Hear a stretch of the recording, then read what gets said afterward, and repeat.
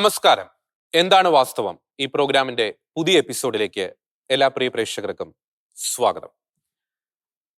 2000 വർഷത്തെ പ്രൗഢഗംഭീരമായ ചരിത്രമാണ്, പാരമ്പര്യമാണ് ലോകത്തിലെ ക്രൈസ്തവ സമൂഹത്തിന് അവകാശപ്പെടാനുള്ളത്. 2000 വർഷം മുമ്പ് യേശുക്രിസ്തു തന്റെ 12 ശിഷ്യന്മാരിലൂടെ സ്ഥാപിച്ച സഭ പിന്നീട് സുവിശേഷ പ്രഘോഷണത്തിലൂടെ ചരിത്രത്തിന്റെ ആദ്യ നൂറ്റാണ്ടുകളിൽ ലോകമെങ്ങും പടർന്ന് പന്തലിക്കുന്ന ഒരു കാഴ്ചയ്ക്കാണ് ചരിത്രം സാക്ഷ്യം വഹിച്ചത്.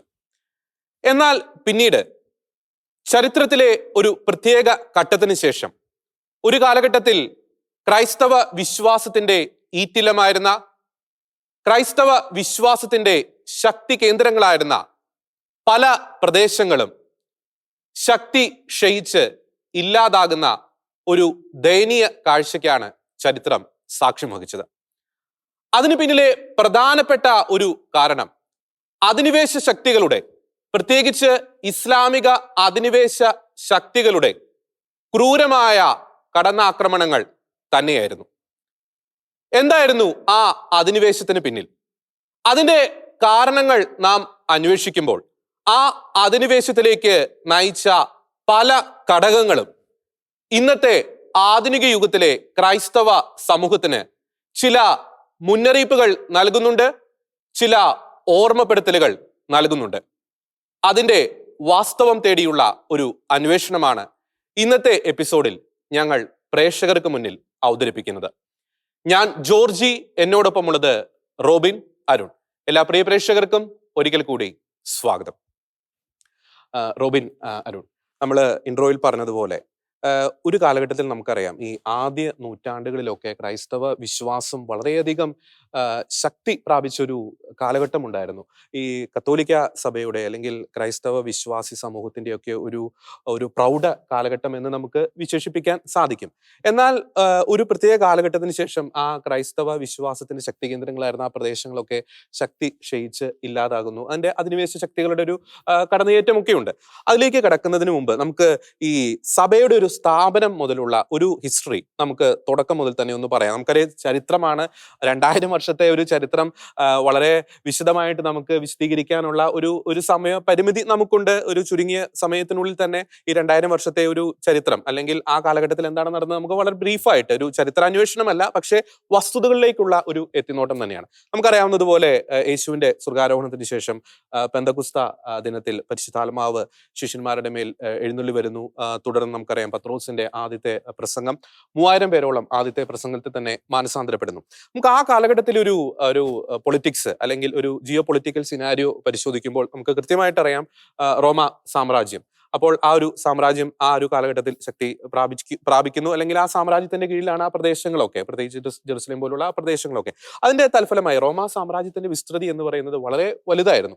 അപ്പോൾ ആ ഒരു ഘട്ടത്തിൽ ഈ ക്രൈസ്തവ വിശ്വാസം സ്വീകരിച്ചവർ പലരും വ്യാപാരികളായിരുന്നു. തുടർന്ന് അവർ ഈ വ്യാപാരവുമായി ബന്ധപ്പെട്ട പല മേഖലകളിലേക്കും ഒക്കെ പോകുന്നു. അവിടെ ക്രൈസ്തവ വിശ്വാസം ശക്തി പ്രാപിക്കുന്ന ഒരു കാലഘട്ടം. പിന്നീട് നമുക്ക് ഈ റോമ സാമ്രാജ്യത്തെ കുറിച്ച് ഒന്ന് ഡീറ്റെയിൽ ആയിട്ട് ഒന്ന് ബ്രീഫായിട്ടൊന്ന് പറയാം, അല്ലെ? ആ ഒരു കാലഘട്ടത്തിൽ ഈ റോമ സാമ്രാജ്യം എപ്രകാരമായിരുന്നു? പിന്നീട് എടുത്തു വരേണ്ട ഒരു കാര്യം കൂടിയുണ്ട്. ആ ഒരു സമയത്ത് ഈ ക്രൈസ്തവ വിശ്വാസത്തിന്റെ തുടക്കം മുതലുള്ള ആ ഒരു കാലഘട്ടത്തിൽ വളരെ പീഡനങ്ങളിലൂടെയാണ്, അല്ലെ, ക്രൈസ്തവ സഭ കടന്നുപോയത്. ആ പീഡനങ്ങളിൽ തഴച്ചു വളർന്ന ഒരു ചരിത്രമാണ് ആ സമയത്ത് സഭയ്ക്ക് ഉണ്ടായിരുന്നത്. പ്രത്യേകിച്ച് റോമൻ ഭരണാധികാരികളുടെ ഭാഗത്തു നിന്നൊക്കെ കൊളോസിയത്തിൽ നടന്ന പീഡനം നമുക്കറിയാം. പച്ചയ്ക്ക് നമ്മുടെ ക്രൈസ്തവ വിശ്വാസികളായിട്ടുള്ള സാധാരണക്കാരെ ഈ സിംഹത്തിന് മുന്നിൽ എറിഞ്ഞിട്ട് കൊടുക്കുന്നു. ഈ പച്ചയ്ക്ക് അവരെ തീ കൊളുത്തി പന്തങ്ങളാക്കി ഈ റോമ സാമ്രാജ്യത്തിന്റെ റോഡ് സൈഡിൽ കൂടി ഇവരെ പന്തങ്ങളാക്കി കത്തിച്ചു നിർത്തിയിരുന്നു പറഞ്ഞ ക്രിസ്ത്യാനികളെ. ഈ റോമ സാമ്രാജ്യത്തിന്റെ ഒരു കടന്നുവരവ് എന്ന് പറയുമ്പോൾ ആ കാലഘട്ടത്തിൽ ക്രിസ്ത്യാനിറ്റിയുടെ ഒരു സ്പ്രെഡിനെ കുറിച്ച് പലപ്പോഴും ചരിത്രത്തിൽ പറയുമ്പോൾ അവർ പറഞ്ഞു വെക്കുന്ന ഒരു കാര്യം എന്ന് വെച്ചാൽ, ഈ Roma all roads leads to Rome, എല്ലാ വഴികളും റോമിലേക്ക് എന്നുള്ളൊരു കാഴ്ചപ്പാട് അന്ന് ലോകത്തിലുണ്ടായിരുന്നു. അപ്പൊ ഈ ക്രിസ്ത്യാനിറ്റിയുടെ വളർച്ചയ്ക്ക് ഇതൊരു കാരണമായി എന്ന് പറയുന്നുണ്ട്. കാരണം എന്താ വെച്ച് കഴിഞ്ഞാൽ റോമിന്റെ വഴികൾ എല്ലാ സ്ഥലങ്ങളിലും എത്തിച്ചേർന്നു. ആ സ്ഥലങ്ങളിലേക്കുള്ള വഴികളിലൂടെ ഇവർക്ക് സഞ്ചരിക്കാൻ എളുപ്പമായിരുന്നു. കാരണം ലാംഗ്വേജിന്റെ പ്രശ്നമില്ല, ഈ പ്രൊട്ടക്ഷന്റെ പ്രശ്നമില്ല. അപ്പം ഈ റോമ സാമ്രാജ്യത്തിന്റെ ഒരു വൈഡനിങ് കാഴ്ചപ്പാട്, ആ വൈഡനിങ് ഒരു ജിയോ പൊളിറ്റിക്സ്, ജിയോഗ്രഫി പലപ്പോഴും ക്രിസ്ത്യാനിറ്റിയുടെ ലോകമാസകലമുള്ള വളർച്ചയ്ക്ക് കാരണമായി എന്ന് പറയുന്നത്. ഇത് യൂറോപ്പിന്റെ അതിർത്തികളിലേക്കും ഏഷ്യയുടെ അതിർത്തികൾ, പ്രത്യേകിച്ച് ഏഷ്യ മൈനർ, അറേബ്യ പോലുള്ള, ബാൽക്കൻ പോലുള്ള മേഖലകളിലേക്കൊക്കെ ക്രിസ്ത്യാനിറ്റി വളരാണ്ട് അവരെ എവിടെയൊക്കെ വന്നോ അവിടെയൊക്കെ പ്രത്യേകിച്ച് സഭകൾ സ്ഥാപിച്ച് ആ സഭ പിന്നെ ഡെവലപ്പ് ചെയ്യാൻ ഇടയായി. നമുക്ക് വെളിപാടിന്റെ പുസ്തകത്തിലൊക്കെ നമ്മൾ പല സഭകളെ കുറിച്ചും വായിക്കുന്നുണ്ട്. അപ്പോൾ റോബിൻ സൂചിപ്പിച്ച വളരെ പ്രധാനപ്പെട്ട ഒരു പോയിന്റാണ് ഈ റോമ സാമ്രാജ്യത്തിന്റെ ആ ഒരു വിസ്തൃതി ക്രിസ്തീയ വിശ്വാസം വളരെയധികം കാരണമായിട്ടുണ്ട്. ഒപ്പം തന്നെ എടുത്തു പറയേണ്ട ഒരു കാര്യമാണ് ഈ പീഡനങ്ങൾ. ആദ്യ കാലഘട്ടത്തിൽ ക്രിസ്ത്യാനിറ്റി വളർന്നത് ശരിക്കും ഈ പറയുന്നത് പോലെ പീഡനങ്ങളിലൂടെ തന്നെയാണ്, വളരെ വ്യക്തമാണ്. പിന്നീട് നമുക്ക് ഈ റോമ സാമ്രാജ്യത്തിന്റെ ഈ അധിപൻ ഈ ക്രിസ്ത്യാനിറ്റി സ്വീകരിക്കുന്ന ഒരു കാലഘട്ടമുണ്ട്. അത് വളരെ നമ്മുടെ ലോക ചരിത്രത്തിലെ ക്രിസ്തീയ വിശ്വാസി സമൂഹത്തിന്റെ ഒരു ചരിത്രം പരിശോധിക്കും വളരെ നിർണായകമെന്ന് നമുക്ക് വിശേഷിപ്പിക്കാം. അതിനെപ്പറ്റി നേരത്തെ റോബിൻ സൂചിപ്പിച്ചതുപോലെ റോമ സാമ്രാജ്യം ഇങ്ങനെ പടർന്ന് പന്തലിച്ച് കിടക്കുന്ന ഒരു കാലമാണ്. അപ്പോൾ ആ കാലത്ത് നമുക്കറിയാം പല റോമ ചക്രവർത്തിമാരും ക്രിസ്ത്യാനികളെ അതിക്രൂരമായിട്ട് പീഡിപ്പിച്ചു. അതിൽ തന്നെ ഏറ്റവും കൂടുതൽ ക്രിസ്ത്യാനികളെ പീഡിപ്പിച്ച വ്യക്തി ഡയോക്ലീഷ്യൻ ചക്രവർത്തിയാണ്. ഈ ഡയോക്ലീഷ്യൻ ചക്രവർത്തി AD 285 അദ്ദേഹം റോമ സാമ്രാജ്യത്തെ രണ്ടായിട്ട് വിഭജിക്കുകയാണ്. പടിഞ്ഞാറൻ റോമ സാമ്രാജ്യം കോൺസ്റ്റന്റൈൻ ചക്രവർത്തിക്കും കിഴക്കൻ റോമ സാമ്രാജ്യം ലിസിനസ് ചക്രവർത്തിക്കുമായിട്ട് വീതം വെച്ചു കൊടുക്കുകയാണ്. എന്നാൽ അധികം വൈകാതെ കോൺസ്റ്റന്റൈൻ ചക്രവർത്തി ഈ കിഴക്കൻ റോമ പ്രദേശം കൂടി കൈയടക്കി വീണ്ടും റോമ സാമ്രാജ്യം ഒറ്റ സാമ്രാജ്യമായിട്ട് മാറുകയാണ്. അതേസമയം തന്നെ അദ്ദേഹം പടിഞ്ഞാറൻ റോമിൽ നിന്നും റോമ സാമ്രാജ്യത്തിന്റെ ആസ്ഥാനം കിഴക്കോട്ട് മാറ്റുകയാണ്, കിഴക്കൻ റോമ സാമ്രാജ്യത്തിലേക്ക് മാറ്റുകയാണ്. അവിടെ ബൈസാന്റിയം എന്ന പട്ടണത്തിലേക്ക് അദ്ദേഹം മാറുന്നു. ആ ബൈസാന്റിയത്തിന് പിന്നീട് കോൺസ്റ്റന്റാനോപ്പിൾ എന്ന പേര് മാറ്റുന്നു. അപ്പോൾ പിന്നീടുള്ള റോമ സാമ്രാജ്യത്തിന്റെ ഭരണം വരുന്നത് കോൺസ്റ്റന്റാനോപ്പിളിൽ നിന്നാണ്. ഇതേ സമയത്ത് തന്നെയാണ് അദ്ദേഹം ക്രിസ്തു മതത്തിലേക്ക് കൺവേർട്ട് ആവുന്നത്. AD 313 ക്രിസ്തു മതം അദ്ദേഹം സ്വീകരിക്കുന്നതോടുകൂടി റോമ സാമ്രാജ്യത്തിലുണ്ടായിരുന്ന ക്രൈസ്തവർക്കെതിരെയുള്ള പീഡനങ്ങൾ നിൽക്കുന്നു. പിന്നീട് വീണ്ടും ഈ പറയുന്നത് പോലെ ഈ റോമ സാമ്രാജ്യത്തെ രണ്ടായിട്ട് വിഭജിക്കുന്നുണ്ട്. AD 385 അന്നത്തെ ചക്രവർത്തി തന്റെ രണ്ട് മക്കൾക്കായിട്ട് വീണ്ടും റോമ സാമ്രാജ്യത്തെ രണ്ടായിട്ട് വീതം വയ്ക്കുന്നു. അതിലെ പടിഞ്ഞാറൻ സാമ്രാജ്യം അറിയപ്പെട്ടിരുന്നത് ഹോളി റോമൻ എംപയർ, കിഴക്കൻ സാമ്രാജ്യം അറിയപ്പെട്ടിരുന്നത് ബൈസന്റൈൻ എംപയർ. അപ്പോൾ റോബിൻ, അരുൺ, നമ്മൾ ഈ ഒരു ഘട്ടം വരെ നമ്മൾ നേരത്തെ പറഞ്ഞു ക്രൈസ്തവ വിശ്വാസം ഈ പറയുന്നത് പോലെ പീഡനങ്ങളിലൂടെ അതിശക്തമായിട്ട് വളർന്നുകൊണ്ടിരിക്കുന്നു. പക്ഷെ ഈ ഒരു പോയിന്റ് ഓഫ് വ്യൂവിൽ അരുൺ സൂചിപ്പിച്ചതുപോലെ AD 313 ഈ കോൺസ്റ്റാന്റിനോപ്പിൾ കോൺസ്റ്റന്റൈൻ ചക്രവർത്തി അദ്ദേഹം ക്രിസ്തുമതം ഔദ്യോഗിക മതമായിട്ട് റോമ സാമ്രാജ്യത്തിന്റെ ഔദ്യോഗിക മതമായിട്ട് അംഗീകരിക്കുന്നു. അദ്ദേഹം ക്രിസ്തുമതം സ്വീകരിക്കുന്നു. അപ്പോൾ ഒരു തരത്തിൽ പറഞ്ഞു കഴിഞ്ഞാൽ ഒരു കംഫോർട്ട് സോണിലേക്ക് ആ ഒരു കാലഘട്ടത്തിൽ ഈ ക്രിസ്തുമതം വരുന്നുണ്ട്. അതിന്റെ ഫലമായിട്ട് വീണ്ടും ശക്തമായിട്ട് രീതിയിൽ ക്രിസ്തുമതം വ്യാപിക്കുന്നുണ്ട്. നമ്മൾ ഈ ഒരു ഘട്ടത്തിൽ നമ്മൾ ഒരു കാര്യം കൂടി ഒന്ന് ഡിസ്കസ് ചെയ്യേണ്ടിയിരിക്കുന്നു. അതായത് ഈ റോമ സാമ്രാജ്യത്തെ രണ്ടായിട്ട് വിഭജിച്ചു എന്നൊരു കാര്യം അരുൺ സൂചിപ്പിച്ചു. അപ്പോൾ ഈ രണ്ട് ഏരിയ, അതായത് ഈ പറയുന്നത് പോലെ വെസ്റ്റേൺ റോം ഒപ്പം തന്നെ ഈ ഈസ്റ്റേൺ റോം, അത് തമ്മിൽ വളരെയധികം വ്യത്യാസമുണ്ടായിരുന്നു. വ്യത്യാസം ഇൻ ദ സെൻസ്, അതായത് സാംസ്കാരികപരമായിട്ട് ഭാഷാപരമായിട്ട് പലതരത്തിലുള്ള വ്യത്യാസങ്ങൾ ഉണ്ടായിരുന്നു. ഒരു ഭാഗം ലാറ്റിൻ, മറ്റേ ഭാഗം ഗ്രീക്ക്. അതായത് ഒരു ഭാഗം ഈ പറയുന്ന ഈ വെസ്റ്റേൺ ചർച്ച്, ലാറ്റിൻ ചർച്ചസിന് വളരെയധികം ശക്തി കേന്ദ്രം, അവരുടെ ശക്തി കേന്ദ്രം എന്ന് വിശേഷിപ്പിക്കാം. മറുഭാഗം, അതായത് ഈ പറയുന്നത് പോലെ ഈ ഈസ്റ്റേൺ ഭാഗം, അത് ഗ്രീക്ക് ഓർത്തഡോക്സ് ചർച്ചിന് വളരെയധികം പ്രാമുഖ്യമുള്ള ഒരു ഏരിയ ആയിരുന്നു, അല്ലെ? ഇത് ശരിക്കും നമ്മൾ അതിനെക്കുറിച്ച് പറയുമ്പോൾ ശരിക്കും ഒരു ചെറിയൊരു ചരിത്രത്തിന്റെ ബാക്കപ്പ് കൂടിയാണ്. കാരണം എന്താ വെച്ചാൽ ഈ വെസ്റ്റേൺ റോമിന്റെ ചരിത്രം എന്ന് പറയുന്നത് നമ്മൾ ഹിസ്റ്ററി പഠിക്കുമ്പോൾ ശരിക്കും ഈ ആംഗിൾസ്, സാക്ഷൻസ്, ജൂഡ്സ്, വിക്കിങ്സ് എന്നൊക്കെ പറയുന്ന കുറെ ജർമാനിക് ട്രൈബ്സ് ഈ റോമ സാമ്രാജ്യത്തെ കീഴടക്കുന്നുണ്ട് ആ ഭാഗങ്ങളിൽ. അപ്പൊ ഇവരെ ശരിക്കും ചരിത്രം വരെ വിളിക്കുന്നത് ബാർബറിയൻസ് എന്നാണ്. അവരുടെ അവസ്ഥ ശരിക്കും, കാരണം അതിന്റെ ഒരു ഉദാഹരണം പറയുന്നത് എന്താണെന്ന് വെച്ച് കഴിഞ്ഞാൽ, ഇപ്പം ആംഗ്ലോ സാക്ഷൻസ്, ഇപ്പൊ ഇംഗ്ലണ്ട് എന്നുള്ള വാക്ക് വരുന്നത് തന്നെ ഈ ആംഗ്ലോ സാക്ഷൻസിന്റെ അതിൽ നിന്നാണ് വരുന്നത്. അപ്പൊ ഇവര് ഈ സ്ഥലത്തേക്ക് ആക്രമിച്ച് എത്തുമ്പോൾ അവിടെ വളരെ വികസിതമായ റോമ സാമ്രാജ്യമാണ് ഉണ്ടായിരുന്നത്. ഇവർ ഈ സിവിലൈസേഷൻ മുഴുവൻ അടിച്ച് നിരപ്പാക്കി വെച്ച് ഇവരുടെ സിവിലൈസേഷൻ ഉണ്ടാക്കിയെടുത്തു എന്നാണ് പറയുന്നത്. AD 300-400 കാലഘട്ടങ്ങളിലാണ് ഇവരുടെ ഒരു കുത്തൊഴുക്ക് ഇവർ ആക്രമിച്ചിങ്ങ് കയറുന്നത്, പ്രധാനമായിട്ടും വെസ്റ്റേൺ പാർട്ടിലേക്ക് കയറുന്നത്. അപ്പം ഈ ജനതയുടെ ഒരു കാലഘട്ടമാണ് എന്ന് വെച്ചാൽ ആ റോമ സാമ്രാജ്യത്തിന്റെ അവശേഷിപ്പുകളെല്ലാം മാറി ഈ ജനതയുടെ ഒരു സംസ്കാരത്തിലേക്ക് ഇത് മാറി എന്ന് പറഞ്ഞാൽ അക്ഷരാർത്ഥത്തിൽ റോമ സാമ്രാജ്യം, ഇപ്പൊ ഈ വെസ്റ്റേൺ റോമ സാമ്രാജ്യം ക്രിസ്ത്യാനിറ്റിയെ സ്വീകരിച്ചു എന്ന് പറയുമ്പോൾ തന്നെ ഇതിന്റെ ചരിത്രം ഇവിടുന്ന് ഈ റോമ സാമ്രാജ്യത്തിന്റെ ഫാൾ ഒരു ഡൗൺ കഴിഞ്ഞു കഴിയുമ്പോൾ പിന്നീട് ഈ എന്താ പറയാ നമ്മുടെ ഈ ബ്രേക്കപ്സിൽ നിന്നാണ് പിന്നെ ഈ തുടങ്ങുന്നത്. അവിടുന്ന് ഇതേപോലെയുള്ള ഈ ബാർബേറിയൻസ് എന്ന് വിളിച്ച ആളുകളെ അവിടുന്ന് ക്രിസ്ത്യാനിറ്റി കൺവേർട്ട് ചെയ്ത് അവരെ പിന്നെ ഒരു ശിശുവിനെ വളർത്തിക്കൊണ്ട് വരുന്ന പോലെ പിന്നെ വളർത്തിക്കൊണ്ട് വരുന്ന ഒരു അവസ്ഥയാണ്. അതേസമയം ഈ ഈസ്റ്റേൺ പാർട്ടിനുള്ള പ്രത്യേകത എന്ന് വെച്ച് കഴിഞ്ഞാൽ ഗ്രീക്ക് അതിന്റെ മെയിൻ പോർഷനാണ്. എന്ന് വെച്ചാൽ ഹൈലി ഇന്റലക്ച്വൽ എന്ന് വെച്ചാൽ പ്ലേറ്റോ, സോക്രട്ടീസ്, അരിസ്റ്റോട്ടിൽ തുടങ്ങിയ എല്ലാ മഹാരഥന്മാരെയും ഉള്ള അവരുടെ ലിറ്റററി എല്ലാ ഇന്റലക്ച്വലി എല്ലാം വളർന്ന ഒരു സ്ഥലത്തിന്റെ കേന്ദ്രത്തിലേക്കാണ് ഈ കോൺസ്റ്റാന്റിനോപ്പിൾ എന്ന് പറയുന്ന തലസ്ഥാനം എല്ലാം വെച്ച് മാറുന്നത്. അപ്പൊ ഈ eastern province highly intellectual, highly developed അങ്ങനെ ഒരു ഏരിയയിൽ നിൽക്കുന്നു. വെസ്റ്റേൺ ഭാഗം അതേ സമയത്ത് ഇതേപോലെ ബാർബറിയൻസ് എന്ന് പറയുന്ന ഈ ആളുകളുടെ കീഴിലേക്ക് അങ്ങനെ വന്ന് എന്ന് വെച്ചാൽ ഭയങ്കര ഒരു അപ്പ് ആൻഡ് ഡൗൺ, വളരെയധികം ഒരു ഡിഫറൻസ് ഉണ്ടായിരുന്നു. അത് സാംസ്കാരികപരമായിട്ട് ഒപ്പം തന്നെ റോബിൻ സൂചിപ്പിച്ചതുപോലെ ഇന്റലക്ച്വൽ ആയിട്ട് ഈ ഈസ്റ്റേൺ വെസ്റ്റ് തമ്മിൽ വളരെയധികം ഒരു ഡിഫറൻസ് ഉണ്ടായിരുന്നു. അത് കഴിഞ്ഞ് വെച്ചിട്ട് ഈ 476 റോം കംപ്ലീറ്റ് കൊളാപ്സ് ആകുകയാണ്. റോം കംപ്ലീറ്റ് കൊളാപ്സ് ആകുകയാണ്. പിന്നീട് ഇവരുടെ എന്ന് വെച്ചാൽ സോൾ നെർവ് എന്ന് പറയുന്നത് ഇവരെ യൂണിഫൈ ചെയ്യുന്ന ഒരേ ഒരു ഫാക്ടർ എന്ന് പറയുന്നത് ക്രിസ്ത്യാനിറ്റി മാത്രമാണ്. കാരണം റോമിന്റെ അവശേഷിപ്പുകളെല്ലാം കഴിഞ്ഞു.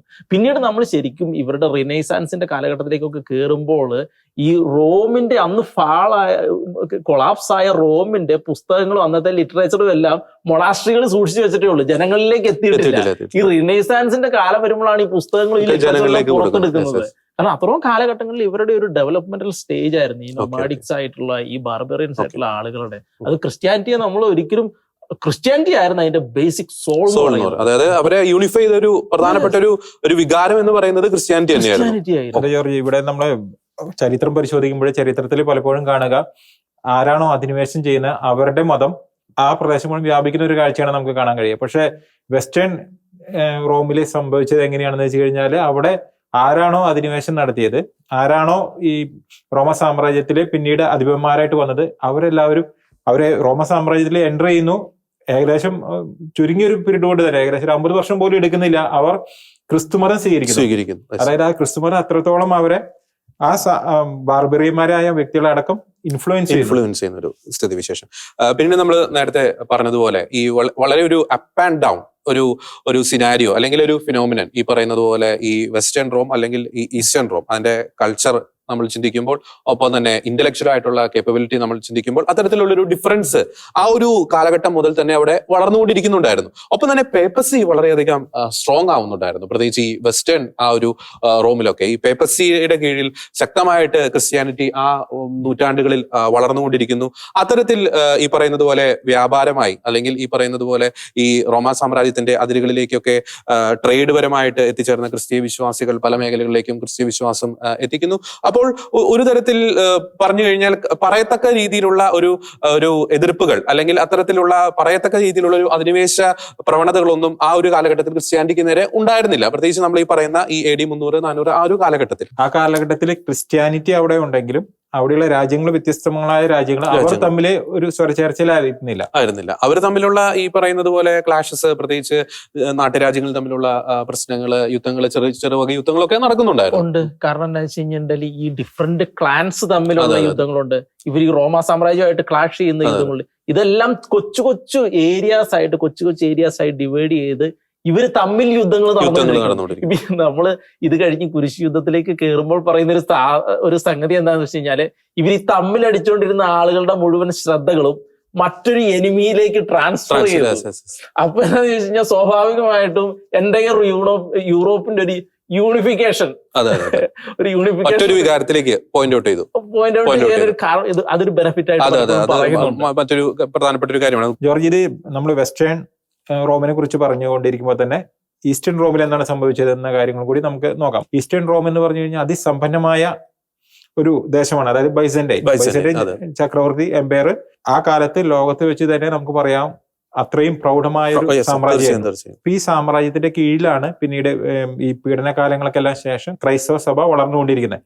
അപ്പൊ അവിടെ പാത്രിയാർക്കീസുകളായിട്ട് ഏറ്റവും പ്രധാനപ്പെട്ട ഒരു അന്ത്യോക്യയിലെ സഭയിൽ വെച്ചിട്ടാണല്ലോ ക്രൈസ്തവരെ ആദ്യമായിട്ട് ക്രിസ്ത്യാനികൾ എന്ന പേര് അത്രയും പ്രൗഢമായ സഭയായിരുന്നു അന്ത്യോക്യയിലെ സഭ. അതുപോലെ തന്നെ ക്രിസ്ത്യാനിറ്റിയുടെ ഈറ്റിലമായ ജെറുസലം, പിന്നെ അലക്സാണ്ട്രിയ, ഈജിപ്തും മറ്റു ആഫ്രിക്കൻ രാജ്യങ്ങളും വരുന്ന അലക്സാണ്ട്രിയൻ സഭ, അതോടൊപ്പം തന്നെ കോൺസ്റ്റാന്റിനോപ്പിളിലെ സഭ. ഈ കോൺസ്റ്റന്റിനോപ്പിളിലെ സഭയാണ് പിന്നീട് കൂടുതലായിട്ട് വളരുന്നത്. കാരണം അത് ബൈസന്റൈൻ സാമ്രാജ്യത്തിന്റെ സ്ഥിര കേന്ദ്രത്തിൽ നിന്നാണ് ആ സഭ വരുന്നത്. അപ്പം ഇരു റോമിലും, അതായത് നമ്മൾ പറയുന്ന വെസ്റ്റേൺ റോമിലായിക്കോട്ടെ ഈസ്റ്റേൺ റോമിലായിക്കോട്ടെ, ആ ഒരു കാലഘട്ടത്തിൽ വ്യത്യസ്തമായ രീതിയിൽ സഭ ശക്തി പ്രാപിക്കുന്നുണ്ട്, ക്രിസ്ത്യാനിറ്റി ശക്തി പ്രാപിക്കുന്നുണ്ട്. അതിന്റെ അതിരുകളിലേക്കും സാമ്രാജ്യത്തിന്റെ പല മേഖലകളിലേക്കും ക്രിസ്തീയ വിശ്വാസം പടർന്നു പിടിക്കുന്ന ഒരു കാഴ്ച. ഇവിടെ ശ്രദ്ധിക്കേണ്ട ഒരു കാര്യം, ജോർജ് നേരത്തെ സൂചിപ്പിച്ചതുപോലെ രണ്ടിടത്തും രണ്ട് സംസ്കാരങ്ങൾ, രണ്ട് ഭാഷ, തിയോളജിക്കലി എൻറ്റയർലി ഡിഫറെന്റ് ആയിട്ടുള്ള കാഴ്ചപ്പാടുകൾ, ഇതെല്ലാം ഈ വളർന്നു വരുമ്പോൾ തന്നെ ഈസ്റ്റും വെസ്റ്റും തമ്മിലൊരു കോൺഫ്ലിക്റ്റിലോട്ടും ചിന്താഗതികളിലും കാഴ്ചപ്പാടുകളിലെല്ലാം വലിയ വ്യത്യാസങ്ങളിലേക്ക് വരുന്നുണ്ട്. അത് ആ രണ്ട് സഭകളും അവരുടെ വളർച്ചയ്ക്ക് അനുസരിച്ച് തന്നെ അവർ തമ്മിലുള്ള ഒരു ചെറിയ ഡിഫറൻസ്, അതായത് ഇന്റലക്ച്വൽ ആയിട്ടുള്ള ഡിഫറൻസ്, ആശയപരമായിട്ടുള്ള ഡിഫറൻസ്, കാഴ്ചപ്പാടുകളിലുള്ള ഡിഫറൻസ്, അതൊക്കെ വളർന്നുകൊണ്ടിരിക്കുന്നുണ്ട്. വളരെ വലിയ ഡിഫറൻസ് വേണം നമുക്ക്. കാരണം ഈ ആഥൻസും ഗ്രീസും എന്ന് പറഞ്ഞു കഴിഞ്ഞിട്ടുണ്ടെങ്കിൽ ഈ ഇന്റലക്ച്വലിന്റെ അങ്ങേ തല, ഫിലോസഫികളുടെ എല്ലാം അങ്ങേ തലയാണ്. അത് ശരിക്കും ക്രിസ്ത്യാനിറ്റിയുടെ മുൻപേ തന്നെ അങ്ങനെയാണ്. അത് കഴിഞ്ഞ് വെച്ചിട്ട് ഇവരെ ഈ ആശയപരമായ രീതിയിൽ നിന്നും കൺവേർട്ട് ചെയ്ത് കൊണ്ടുവന്ന് വെച്ചിട്ട് അവിടെ സഭ ഹൈലി പ്രോസ്പേർഡ്. കാരണം ഈ റിലീജിയസ് സെന്റേഴ്സ് ആയി മാറിയിരുന്നല്ലോ. ജെറുസലേം, അലക്സാണ്ട്രിയ, കോൺസ്റ്റാന്റിനോപ്പിള് എല്ലാം റിലീജിയസ് സെന്റേഴ്സ് ആയി മാറി. അപ്പൊ ഹൈലി പ്രോസ്പേർഡ്. പിന്നെ ഇവർക്കൊരു എതിർപ്പ് ഉണ്ടായത് പേർഷ്യൻ ഭാഗത്തു നിന്നുള്ള ഒരു എതിർപ്പ് മാത്രം ഉണ്ടായിരുന്നു. അതുവരെ അവർ വളരെ സുരക്ഷിതമായ ഒരു സ്ഥാനത്താണ്. ശരിക്കും ഈ വെസ്റ്റേൺ റോമിൽ ഈ കാര്യങ്ങളെല്ലാം, ആക്രമണങ്ങളെല്ലാം നടക്കുമ്പോൾ ഇവർ വളരെ സുരക്ഷിതമായ ഒരു ഏരിയയിലായിരുന്നു നിന്നിരുന്നു എന്നുള്ളൊരു കാര്യമുണ്ട് അതിൻ്റെ. ഈ സുരക്ഷിതത്തിൽ അവർക്ക് പറ്റിയ ചില വീഴ്ചകൾ എന്ന് പറഞ്ഞു കഴിഞ്ഞാല്, അവിടെ നാം സഭയുടെ ചരിത്രം നോക്കുമ്പോൾ പല ഹെരസികളും പാഷണ്ഡതകളും വന്നതും, റോബി സൂചിപ്പിച്ചതുപോലെ ഒരുപാട് ഇന്റലക്ച്വൽ ആയിട്ടുള്ള വ്യക്തികളാണ്, അവരുടെ ഇടയിൽ നിന്ന് ഹെരസികൾ വരുന്നുണ്ട്. ചിന്തകള്. അതെ. അത് അരുൺ സൂചിപ്പിച്ച വളരെ പ്രധാനപ്പെട്ട ഒരു കാര്യമാണ്. പ്രത്യേകിച്ച് ആ ഒരു മേഖലയിൽ നിന്ന് റോബിൻ പറഞ്ഞ വളരെ പ്രധാനപ്പെട്ട ഒരു കാര്യമാണ്. ഇന്റലക്ച്വൽ ആയിട്ടുള്ള, ഹൈലി ക്വാളിഫൈഡ് ആയിട്ടുള്ള വളരെ പ്രധാനപ്പെട്ട ചിന്തകര്, തത്വചിന്തകരൊക്കെ ആ മേഖലയിൽ ഉണ്ട്. ഒപ്പം തന്നെ ക്രിസ്തീയ വിശ്വാസവും ശക്തി പ്രാപിക്കുന്നു. സ്വാഭാവികമായിട്ടും ഈ ഇന്റലക്ച്വൽ ആയിട്ട് വളർന്നുകൊണ്ടിരിക്കുന്നു, ക്രിസ്തീയ വിശ്വാസം വളർന്നുകൊണ്ടിരിക്കുന്നു. അപ്പോൾ അതുകൊണ്ട് തന്നെ ഈ ക്രിസ്തീയ വിശ്വാസവുമായി ബന്ധപ്പെട്ട് പല പാഷണ്ഡ ചിന്തകളും ആ കാലഘട്ടത്തിൽ ആ മേഖലയിൽ ശക്തി പ്രാപിക്കുന്നുണ്ട്. അത് നമുക്ക് അതിന്റെ ഡീറ്റെയിലേക്ക് നമുക്ക് പോകേണ്ട, പക്ഷെ ചരിത്രത്തിൽ അതൊരു യാഥാർത്ഥ്യം തന്നെയാണ്. റോബിൻ പറഞ്ഞു, പറയത്തക്ക രീതിയിലുള്ള എതിർപ്പുകൾ അവർക്കുണ്ടായില്ല. പ്രത്യേകിച്ച് പേർഷ്യൻ സാമ്രാജ്യത്തിന്റെ ഭാഗത്തുനിന്ന് ഉണ്ടായി. പ്രത്യേകിച്ച് ഈ സൗരാഷ്ട്ര മതവിഭാഗത്തിന്റെ ആ ഒരു വിഭാഗത്തിന്റെ ഭാഗത്ത് മാത്രമാണ് ഈ ബൈസന്റൈൻ സാമ്രാജ്യത്തിന് നേരെ ആ ഒരു കാലഘട്ടത്തിൽ പറയത്തക്ക രീതിയിലുള്ള ഒരു എതിർപ്പുകൾ ഉണ്ടായത്. ഈ 6-ാം നൂറ്റാണ്ട് വരെ അവരൊരു സേഫ് ആയിരുന്നു നിന്നുകൊണ്ടിരുന്നത്. അപ്പൊ അതിന്റെ ചില അപജയങ്ങൾ ആ സഭയ്ക്ക് ഉണ്ടായിട്ടുണ്ട് എന്നുള്ളത് സത്യം പറഞ്ഞാൽ അതൊരു അങ്ങനെ ഒരു വശമുണ്ട്. അതിന്റെ ഒരു ചില അപജയങ്ങൾ. ഏറ്റവും പ്രൗഢമായ സഭ, ഏറ്റവും പ്രൗഢമായ രാജ്യം, യാതൊരു എന്താ പറയണേ, ഒരു ഇൻസെക്യൂരിറ്റി കോംപ്ലക്സ് അല്ലെ, അത്ര ഒരു ഫീലിംഗ് ഒന്നുമില്ല. ഒപ്പം തന്നെ ഈ പറയുന്ന പോലെ സാമ്പത്തികമായി വളരെയധികം പ്രോസ്പെറസ് ആയി, അത് എടുത്തു പറയേണ്ട ഒരു കാര്യമാണ്. ഈ ബൈസന്റൈൻ സാമ്രാജ്യം എന്ന് പറയുന്നത് സാമ്പത്തികമായിട്ടും ആ ഒരു കാലഘട്ടത്തിൽ വളരെയധികം പ്രോസ്പെറസ് ആയിട്ടുള്ള ഒരു സാമ്രാജ്യമായിരുന്നു. വളരെയധികം സമ്പന്നത, ഒപ്പം തന്നെ ഈ മിലിറ്ററി പരമായിട്ടും വളരെയധികം ഉന്നതിയിൽ നിൽക്കുന്ന ഒരു സാമ്രാജ്യം. ഈ പറയുന്ന റിലീജിയസ് ആയിട്ട്, ഇന്റലക്ച്വൽ ആയിട്ട്, സാംസ്കാരികമായിട്ട് എല്ലാ തരത്തിലും നോക്കുമ്പോൾ വളരെയധികം ഉന്നതിയിൽ നിൽക്കുന്നു. ഒപ്പം തന്നെ ഈ പറയുന്നത് പോലെ തങ്ങളെ ആരും ആക്രമിക്കത്തില്ല, അല്ലെങ്കിൽ തങ്ങളൊരു സേഫ് സോണിലാണ്, തങ്ങളുടെ ഒരു സാമ്രാജ്യം ഒരു സെക്യൂർ ആണ് എന്നൊരു ചിന്ത അവരെ നയിച്ചു. എനിക്ക് തോന്നുന്നു ഇനി നമ്മുടെ ചർച്ച ബൈസന്റൈൻ സാമ്രാജ്യത്തിലേക്ക് കോൺസെൻട്രേറ്റ് ചെയ്യാൻ തോന്നുന്നു. കാരണം വെസ്റ്റേൺ സഭയെ കുറിച്ച് നമ്മൾ പറഞ്ഞു, അവിടുത്തെ അന്തരീക്ഷങ്ങൾ പറഞ്ഞു. പക്ഷെ ഇനി പെട്ടെന്നുള്ള ചേഞ്ചുകൾ വരുന്നത് ബൈസന്റൈൻ സാമ്രാജ്യത്തിലാണ്. ഇനി നമുക്ക് ഈ പറയുന്നത് പോലെ അരുൺ സൂചിപ്പിച്ചു, ഈ ബൈസന്റൈൻ സാമ്രാജ്യത്തെ തന്നെ നമുക്കൊന്ന് ഫോക്കസ് ചെയ്യാം. കാരണം അവിടെയാണ് ചരിത്രത്തിന്റെ ചില നിർണായകമായിട്ടുള്ള ചില ഏടുകൾ ഇനി എഴുതി ചേർക്കപ്പെട്ടത്. അതിന്റെ ചർച്ചകളിലേക്ക് നാം പോകുമ്പോൾ നമുക്കിനി ഈ അറേബ്യൻ ആ ഒരു പ്രദേശത്തേക്ക് ഒന്ന് പോകാം. അവിടെ ചരിത്രത്തിലെ ചില നിർണായകമായിട്ടുള്ള ചില കാര്യങ്ങൾ, ചില സംഭവങ്ങൾ അവിടെ നടക്കുന്നുണ്ട്. അതെ, ഈ അറേബ്യൻ ദേശത്തും ക്രൈസ്തവരും ജൂതരും ഉണ്ടായിരുന്ന ഒരു സ്ഥലമാണ്. പക്ഷേ ഈ അറേബ്യൻ ദേശത്തേക്ക് കോൺസ്റ്റന്റിനോപ്പിളിൽ നിന്ന് ഉള്ള ശ്രദ്ധ എത്രത്തോളം കിട്ടിയിട്ടുണ്ടെന്ന് നമുക്ക് സംശയമുണ്ട്. കാരണം ആ പ്രദേശത്തുള്ളവരിൽ പല പാഷണ്ഡതകളും പടർന്നു പന്തലിച്ചിട്ടുണ്ടായിരുന്നു. ആര്യനിസം, നെസ്റ്റോറിയനിസം, അതുപോലെ തന്നെ ചില സെക്റ്റുകളെ, നോക്റ്റിസിസം, മാനിക്കയിസം, ഇതുപോലെ ചില ക്രിസ്തു മതത്തെയും മറ്റും ചില മതങ്ങളിലുള്ള ആശയങ്ങളെല്ലാം കൂടി ഉൾക്കൊള്ളിച്ചുകൊണ്ടുള്ള ചില മതവിഭാഗങ്ങൾ, ഇങ്ങനെ ഒരുപാട് ക്രിസ്ത്യാനിറ്റിയിൽ തന്നെ വന്നിട്ടുള്ള പല അപജയങ്ങളും മറ്റു ചില ചിന്തകളും എല്ലാം കൂടി മിക്സ് ആയിട്ട് ഇതിന്റെയൊക്കെ അംശങ്ങൾ ഈ അറേബ്യൻ ദേശത്തേക്ക് വന്നിട്ടുണ്ടായിരുന്നു. അതുകൊണ്ട് തന്നെ അറേബ്യൻ നാടുകളിലുണ്ടായിരുന്ന ക്രൈസ്തവരിലുള്ള, പ്രത്യേകിച്ച് ഈ പാഷണ്ഡതകളെ കൊണ്ട് നടത്തുന്ന ക്രൈസ്തവരിലുള്ള ചില വിശ്വാസങ്ങളൊന്നും ബൈബിളിൽ നമ്മൾ കാണുന്ന അതല്ലെങ്കിൽ സത്യവിശ്വാസങ്ങൾക്ക് വിരുദ്ധമായ ചില കാഴ്ചപ്പാടുകളുണ്ടായിരുന്നു. ക്രിസ്തുവിന്റെ ദൈവത്വത്തെ അംഗീകരിക്കാത്തവരുണ്ട്. അവര് ക്രിസ്തുവിനെ പ്രവാചകനായിട്ട് മാത്രം കാണുന്ന, അല്ലെങ്കിൽ ക്രിസ്തുവിനെ വെറും മനുഷ്യനായിട്ട് കാണുന്ന, അങ്ങനെയൊക്കെയുള്ള പല വിശ്വാസങ്ങളും ആ ഭാഗത്തും ഉണ്ടായിരുന്നു. എല്ലാവരിലുമല്ല, അത്തരം വിശ്വാസങ്ങളും ആ ഏരിയയിൽ സ്പ്രെഡ് ആയിട്ടുണ്ടായിരുന്നു. ഈ പാഷണ്ഡതകൾ ആ ഒരു പ്രദേശത്ത് ഉണ്ടായിരുന്നു. പക്ഷെ അരുൺ സൂചിപ്പിച്ച ഒരു പോയിന്റ്, നമ്മൾ ഈ അറേബ്യൻ നാടിനെ കുറിച്ച് ഡിസ്കസ് ചെയ്യുമ്പോൾ പറയേണ്ട ഒരു പോയിന്റാണ്, മനസ്സിൽ വന്നൊരു പോയിന്റാണ്. പ്രത്യേകിച്ച് ഈ പത്രോസിന്റെ ആദ്യത്തെ ഒരു പ്രസംഗം, അത് നമ്മൾ തുടക്കത്തിൽ സൂചിപ്പിച്ചു. ബൈബിൾ കൃത്യമായിട്ട് തന്നെ എഴുതിയിട്ടുണ്ട്. ആ ഒരു പ്രസംഗത്തിൽ അറേബ്യർ എന്ന് കൃത്യമായിട്ട് തന്നെ എഴുതിയിട്ടുണ്ട്.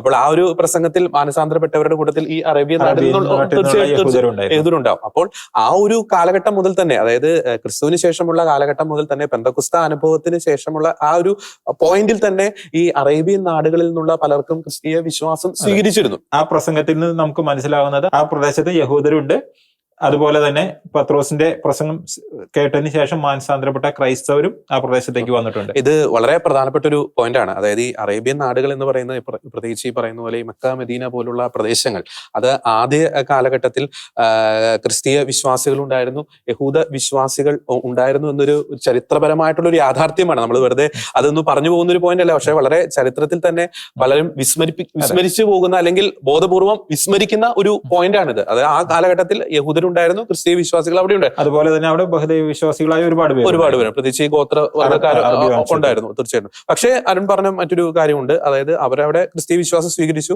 പക്ഷേ ഈ നേതൃത്വത്തിന്റെ, അല്ലെങ്കിൽ ഈ ബൈസന്റൈൻ സാമ്രാജ്യത്തിന്റെ ഒക്കെ യഥാർത്ഥമായിട്ടുള്ള ഒരു ശ്രദ്ധ പിന്നീട് വന്ന, ഇപ്പം ആദ്യ കാലഘട്ടത്തിൽ ഉണ്ടായിരിക്കും, പക്ഷെ പിന്നീട് വന്ന തലമുറകൾ, ആ തലമുറകളിലേക്ക് വിശ്വാസം കൈമാറ്റം ചെയ്യപ്പെട്ടപ്പോൾ സ്വാഭാവികമായിട്ടും ഈ പറയുന്ന ചില പാഷണ്ഡ ചിന്തകളൊക്കെ സ്വാഭാവികമായിട്ടും വന്ന് ചേർന്നു എന്ന് നമുക്ക് സ്പ്രെഡ് ആയിട്ടുണ്ട്. കാരണം കൃത്യമായിട്ടുള്ള ഒരു ഫോർമേഷൻ കൊടുക്കാത്തതിന്റെ ഒരു അഭാവമായിരിക്കാം.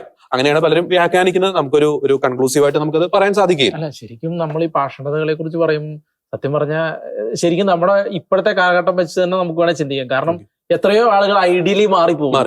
എത്രയോ ആളുകൾ ഐഡിയലി മാറിപ്പോകുന്നു. അത് 1-2 തലമുറയൊന്നും വെയിറ്റ് ചെയ്യണ്ട, ആ തലമുറയെ തന്നെ മാറിപ്പോകുന്നു. ഇതേ സെയിം ഒരു സോഷ്യൽ ആസ്പെക്ട് നമ്മൾ അതിനെ എടുക്കുമ്പോൾ ഇതേ സെയിം സംഗതികൾ അവിടെയും സംഭവിച്ചിട്ടുണ്ട്. ഇന്ന് പിന്നെ ഫാസ്റ്റ് ആയിട്ട് റീച്ച് ചെയ്യാനുള്ള ഒരു കാപ്പബിലിറ്റി ഉണ്ട്. പക്ഷെ അന്ന് അങ്ങനെ ഫാസ്റ്റ് ആയിട്ട് റീച്ച് ചെയ്യാനുള്ള കാപ്പബിലിറ്റി ഇല്ല. ഇതെല്ലാം ചിന്തകൾ പൊങ്ങി വരുന്നു, അത് സ്പ്രെഡ് ആകുന്നു, ഒരു ഏരിയയിൽ സ്പ്രെഡ് ആകുന്നു, അങ്ങനെ കുറെ പേര് മാറിപ്പോകുന്നു. പക്ഷെ എന്നാലും പ്യൂർ ആയിട്ടുള്ള ഒരു ക്രിസ്തീയ വിശ്വാസം നിലനിൽക്കുന്നുണ്ട്. ആ കാലത്ത് തന്നെ ക്രിസ്തുവിന്റെ മരണത്തെ കുറിച്ചിട്ടും ക്രിസ്തുവിന്റെ കുരിശുമരണത്തെ കുറിച്ചിട്ടും തെറ്റായ പഠനങ്ങൾ ഉണ്ടായിരുന്നു. അതായത് അവര് ഒരിക്കലും ക്രിസ്തു കുരിശിൽ മരിച്ചു എന്ന്, അതായത് ക്രൈസ്തവർ അല്ലെങ്കിൽ ക്രൈസ്തവ വിശ്വാസത്തിൽ നമ്മൾ വിശ്വസിക്കുന്നത് ക്രിസ്തു പീഡകൾ സഹിച്ചു മരിച്ചത് ക്രിസ്തുവിന്റെ മനുഷ്യ ശരീരത്തിലാണ്. പക്ഷെ ഇത് അംഗീകരിക്കാത്ത ഒരുപാട് പേര് ആ നാളുകളുണ്ടായിരുന്നു. ദൈവമാണ് അത് മുഴുവൻ ഒരു ആക്ടിങ്, അല്ലെങ്കിൽ മനുഷ്യരുടെ മുമ്പില് അത് കണ്ണിൽ പൊടിയിടുന്ന ചില കാഴ്ചകൾ മാത്രമായിരുന്നു എന്നുള്ള രീതിയിൽ പറയുന്നവരുണ്ട്.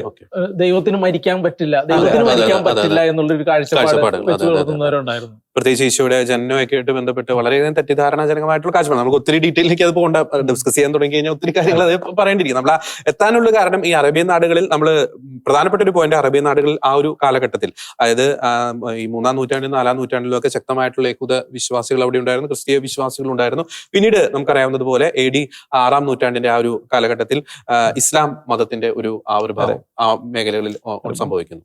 ജോർജി, AD 570 മുഹമ്മദ് നബിയുടെ കാലം ആരംഭിക്കുകയാണ്. AD 630 മദീനയിലേക്ക് പലായനം ചെയ്യപ്പെട്ട അദ്ദേഹം മക്കയിൽ വന്ന് അതിനുശേഷം ഇസ്ലാം മതം പിന്നീട് സ്പ്രെഡ് ആവുകയാണ്. ആ കാലത്ത് തന്നെ ജൂതന്മാരുമായിട്ടുള്ള ചില പോരാട്ടങ്ങൾ നടക്കുന്നുണ്ട്. മുഹമ്മദ് നബിയുടെ മരണത്തിന് ശേഷം അബൂബക്കർ ഖലീഫയാകുന്നു.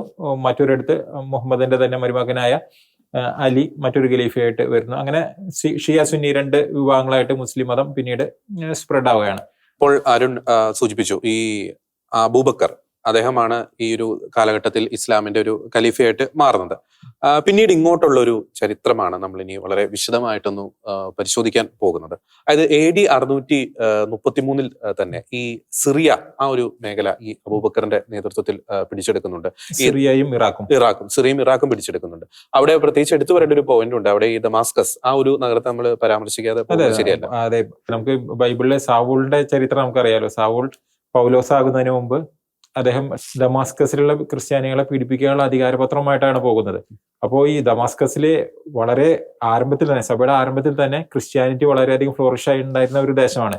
ഈ ദേശവുമായിട്ട് മുഹമ്മദിയുടെ കാലത്ത് തന്നെ അറബികൾക്ക് ദമാസ്കസുമായിട്ട് വ്യാപാര ബന്ധം ഉണ്ടായിരുന്നു. അപ്പോൾ ഈ പറയുന്ന പോലെ ഒരു അധിനിവേശം അവിടെ ആരംഭിക്കുകയാണ്, പ്രത്യേകിച്ച് സിറിയ, ഇറാഖ് പോലുള്ള പ്രദേശങ്ങൾ. നേരത്തെ റോബിൻ നമ്മൾ ഈ ചർച്ചയുടെ ആദ്യഘട്ടത്തിൽ നമ്മൾ സൂചിപ്പിക്കുകയുണ്ടായി. ഈ പ്രദേശങ്ങളൊക്കെ കൃത്യമായിട്ട് തന്നെ പ്രേക്ഷകരൊന്ന് മനസ്സിലാക്കുക. ഈ ക്രൈസ്തവ വിശ്വാസത്തിന്റെ ഒരു ഈറ്റിലമായിട്ട് ഒരു പിള്ളത്തൊട്ടിലുകളായിട്ട് ഈ ഒരു പ്രദേശങ്ങളൊക്കെ വരുന്നുണ്ട്, സിറിയ, ഇറാഖ് പോലുള്ള പ്രദേശങ്ങൾ. അപ്പൊ AD 633 സിറിയ, ഇറാഖ് കീഴടക്കുന്നു. ഒപ്പം തന്നെ 634 എടുത്തു പറയേണ്ട ഒരു അധിനിവേശം അവിടെ സംഭവിക്കുന്നുണ്ട്. ഈ ബൈസന്റൈൻ സാമ്രാജ്യത്തിന്റെ ഭാഗമായിരുന്ന ഇസ്രായേൽ പാലസ്തീൻ പ്രദേശങ്ങൾ ഈ അബൂബക്കർ എന്ന് പറയുന്ന ഖലീഫ കീഴടക്കുന്നുണ്ട്. പിന്നീട് AD 634 മുതൽ 644 വരെ മറ്റൊരു ഖലീഫ അവിടെ ഭരിക്കുന്നുണ്ട്, അല്ലെ? ഉമർ എന്ന് പറയുന്ന ഒരു ഖലീഫ ഭരിക്കുന്നുണ്ട്. ആ ഖലീഫയുടെ നേതൃത്വത്തിൽ വളരെ വ്യാപകമായിട്ടുള്ള ഒരു ഇസ്ലാമിക അധിനിവേശം പല മേഖലകളിലും അവിടെ സംഭവിക്കുന്നുണ്ട്. AD 634 മുതൽ AD 644 വരെയാണ് ഈ ഒമറിന്റെ ഭരണ കാലയളവ്. ആ ഒരു കാലയളവിൽ ഈ ഒമർ എന്ന് പറയുന്ന ഈ ഖലീഫ പിടിച്ചെടുത്ത പ്രദേശങ്ങൾ എന്ന് പറയുന്നത് ഈജിപ്റ്റ് പോലുള്ള പ്രദേശങ്ങൾ. ഒപ്പം തന്നെ പറയേണ്ട ഒരു കാര്യമുണ്ട്, ആഫ്രിക്കയിലേക്ക് ആ വ്യക്തി നടത്തിയ ഒരു കടന്നുകയറ്റമുണ്ട്. ടുണീഷ്യ, വെസ്റ്റ് ആഫ്രിക്ക, ഒപ്പം തന്നെ ലിബീരിയ, ആ പ്രദേശങ്ങളൊക്കെ ചേർത്ത് അവർ ഇട്ട ഒരു പേരുണ്ട്, ഇഫ്രിക്ക എന്ന് പറഞ്ഞൊരു നാമമുണ്ട്. അതാണ് പിന്നീട് ആഫ്രിക്കയായിട്ടൊക്കെ പരിണാമം ചെയ്യപ്പെട്ടതെന്ന് പറയുന്നു. ഒപ്പം തന്നെ ഈ അർമീനിയ, അസർബൈജാൻ പോലുള്ള പ്രദേശങ്ങളിലേക്കൊക്കെ അദ്ദേഹം കടന്നുകയറ്റം നടത്തുന്നു, ഒരു അധിനിവേശം നടത്തുന്നു. അപ്പൊ വീണ്ടും നാം ആവർത്തിക്കുകയാണ്, ഈ അധിനിവേശം നടത്തുന്ന പ്രദേശങ്ങൾ എന്ന് പറയുന്നത് ഓൾറെഡി ക്രിസ്തീയ വിശ്വാസം ശക്തി പ്രാപിച്ച മേഖലകളാണ്. അവിടെ ശക്തമായിട്ടുള്ള ഒരു ക്രൈസ്തവ വിശ്വാസ സമൂഹങ്ങൾ ഈ മേഖലകളിലൊക്കെ ഉണ്ട്. നേരത്തെ അരുൺ പറഞ്ഞു, ഈജിപ്തിൽ നമുക്കറിയാം അലക്സാണ്ട്രിയയിലെ സഭ, ഈ സഭാപിതാക്കന്മാർ, ഈ താപസ ജീവിതമൊക്കെ ആരംഭിച്ച സന്യാസ ജീവിതത്തിന്റെ ഒക്കെ ആരംഭം എന്ന് പറയുന്നത് ഈ അലക്സാണ്ട്രിയയിലെ അല്ലെങ്കിൽ ഈജിപ്തിലെ ആ മരുഭൂമിയിൽ നിന്നാണ്. അപ്പോൾ ക്രൈസ്തവ വിശ്വാസം ശക്തി പ്രാപിച്ച മേഖലകൾ നമ്മൾ എത്തേണ്ട ഒരു പോയിന്റ് ഉണ്ട്. അവിടെയൊക്കെ ഈ വ്യക്തി എത്തിച്ചേർന്നപ്പോൾ, ഈ അധിനിവേശം നടത്തിയപ്പോൾ ക്രൂരമായിട്ടുള്ള പല പീഡനങ്ങളും അവിടെ അഴിച്ചുവിടുന്നുണ്ട്. അവിടെ ആ വ്യക്തി ഇംപ്ലിമെന്റ് ചെയ്തൊരു കാര്യമുണ്ട്, ഈ ഉമർ പാക്ട് എന്ന് പറയുന്ന ഒരു കാര്യം. അത് വളരെ പ്രധാനമായിട്ട് നമ്മൾ ഡിസ്കസ് ചെയ്യേണ്ട ഒരു പോയിന്റ് ആണ്. ഈ ഉമർ പാക്ട് എന്ന് പറയുന്നത് ഈ അമുസ്ലിങ്ങളായിട്ടുള്ള ഒരു വ്യക്തി ഈ ഇസ്ലാമിന്റെ സംരക്ഷണത്തിൽ കഴിയാൻ വേണ്ടി എന്ന് അവർ അവകാശപ്പെടുന്ന മുസ്ലിമുകൾ തന്നെ ക്രൈസ്തവർ, പ്രത്യേകിച്ച് അവരുടെ ഭാഷയിൽ പറഞ്ഞ ഈ വേദം ലഭിച്ചവർ എന്നൊക്കെ പറയുന്ന വ്യക്തികൾ. അപ്പോൾ ഇസ്ലാമിന്റെ സംരക്ഷണം അവർക്ക് ലഭിക്കണമെങ്കിൽ അവർ പാലിക്കേണ്ട ചില കാര്യങ്ങൾ അല്ലെങ്കിൽ അവരുമായിട്ടുണ്ടാകുന്ന ചില ഉടമ്പടികൾ, ചില ധാരണകൾ, അതാണ് ഈ ഉമർ പാക്ട് എന്ന് പറയുന്ന ഒരു കാര്യം. ജോർജ് ഇത് പറയുമ്പോൾ ഇസ്ലാമിന്റെ സംരക്ഷണം ലഭിക്കുക എന്ന് പറഞ്ഞു കഴിഞ്ഞാൽ ഈ പാക്ട് ലംഘിച്ചു കഴിഞ്ഞു കഴിഞ്ഞാൽ ഇസ്ലാമിന്റെ ശത്രു എന്നാണ് പറയുന്നത്. എടുത്തുവരെ മറ്റൊരു കാര്യമുണ്ട് റോബിൻ, ഈ പാക്ട് എന്നൊക്കെ പറയുമ്പോൾ, അതായത് ഇസ്ലാമിന്റെ സംരക്ഷണം ലഭിക്കണം എന്ന് പറയുമ്പോൾ, ഈ പറയുന്ന ക്രിസ്തീയ വിശ്വാസികളൊക്കെ അവിടെ അഭയാർത്ഥികളായിട്ട് ഈ നാടുകളിൽ വന്നവരല്ല. അവരായിരിക്കുന്ന നാടുകളിൽ, സ്വന്തം നാട്ടിൽ സംരക്ഷണം ലഭിക്കണമെങ്കിൽ ഒരു പാക്ടിലേക്കൊക്കെ ഏർപ്പെടുക എന്ന് പറഞ്ഞിട്ടുണ്ടെങ്കിൽ വളരെ വിചിത്രം എന്ന് പറയുന്നു. അവർ അഭയാർത്ഥികളായിട്ട് വന്നല്ലേ, സ്വന്തം നാട്ടിലെ അവർക്ക് അവകാശപ്പെട്ട നാടാണ്. അപ്പോൾ ആ പാക്ടിൽ ചില വളരെ വിചിത്രമായിട്ടുള്ള ചില കാര്യങ്ങളുണ്ട്. ഒന്ന്, ഈ അവിടെ താമസിക്കണമെങ്കിൽ, അതായത് ഇസ്ലാമിക ഭരണത്തിന് കീഴിൽ താമസിക്കണമെങ്കിൽ ഭീമമായിട്ടുള്ള നികുതി കൊടുക്കണം. അപ്പം ഈ നികുതി കൊടുത്താണ് ഈ സൈനിക സേവനത്തിൽ നിന്നും ഇവരെ മാറ്റി നിർത്തുന്നത്. ഒപ്പം തന്നെ ഈ ക്രിസ്തീയ വിശ്വാസികൾക്ക് ഈ ഗവൺമെന്റ് തലത്തിലുള്ള യാതൊരു ഓഫീസ് അല്ലെങ്കിൽ ആ ഓഫീസ് ബെയറിംഗ് അല്ലെങ്കിൽ അത്തരത്തിലുള്ള ഉദ്യോഗത്തിലേക്കൊന്നും കയറാൻ അവർക്ക് യാതൊരു അവകാശവുമില്ല. മറ്റൊരു പ്രധാനപ്പെട്ട കാര്യമുണ്ട്, ഈ ക്രിസ്തീയ വിശ്വാസികൾക്ക് പുതിയ പള്ളികൾ സ്ഥാപിക്കാൻ അവർക്ക് അവകാശം ഉണ്ടായിരുന്നില്ല. ഒപ്പം തന്നെ നിലവിലുള്ള പള്ളികളൊന്നും അറ്റകുറ്റപ്പണി ചെയ്യാനുള്ള യാതൊരു അവകാശവും അവർക്കില്ല. ഒരു ഫംഗ്ഷനിൽ ഒരു ക്രിസ്തീയ വിശ്വാസിയും അല്ലെങ്കിൽ ഇസ്ലാം മത വിശ്വാസിയും വരുന്നു. അപ്പോൾ ഇസ്ലാം മത വിശ്വാസി ഇരിക്കുന്ന ക്രിസ്തീയ വിശ്വാസിയോട് എഴുന്നേൽക്കാൻ പറഞ്ഞു കഴിഞ്ഞാൽ തീർച്ചയായും അവിടെ എഴുന്നേറ്റ് കൊടുക്കണം. അത് അവർ കൊടുക്കുന്ന ഒരു ഉടമ്പടിയിൽ, ക്രിസ്ത്യാനികൾ ഈ ഇസ്ലാമിക ഭരണാധികാരിക്ക് കൊടുക്കുന്ന ഈ ഉടമ്പടിയുടെ അല്ലെങ്കിൽ അവരുമായിട്ട് ഏർപ്പെടുന്ന ഈ ഉടമ്പടിയുടെ നിർബന്ധിച്ച് അടിച്ചേൽപ്പിക്കുന്ന ഉടമ്പടിയുടെ ഭാഗമാണ്. മറ്റൊരു കാര്യം കൂടിയുണ്ട്, ഈ ഒരു ഇസ്ലാം മത വിശ്വാസിക്ക് ഏത് സമയവും ഒരു ക്രൈസ്തവന്റെ പള്ളിയിൽ വന്ന് വിശ്രമിക്കാനുള്ള ഒരു അവകാശം, ഈ യാത്രാവേളയിൽ ഏത് സമയം വന്നു കഴിഞ്ഞാൽ വിശ്രമിക്കാനുള്ള അവകാശം, ആ വ്യക്തിക്ക് ഭക്ഷണം തയ്യാറാക്കി കൊടുക്കണം, ക്രിസ്ത്യാനികൾ ഭക്ഷണം തയ്യാറാക്കി കൊടുക്കണം. ഒപ്പം ആ നാട്ടിൽ ജീവിക്കുമ്പോൾ ക്രിസ്ത്യാനികൾ അവരുടേതായിട്ടുള്ള വേഷ സംവിധാനങ്ങളിൽ വേണം, ഈ ഇസ്ലാമിന്റെ വേഷവിധാനങ്ങളെ അനുകരിക്കാൻ പാടില്ല. ഒപ്പം തന്നെ അവരുടെ ഈ തലയിലെ മുൻഭാഗം ഷേവ് ചെയ്ത് കളയണം. ക്രിസ്തീയമായിട്ടുള്ള ഈ കുരിശോ അത്തരത്തിലുള്ള ഒന്നും അവിടെ ധരിക്കാൻ പാടില്ല.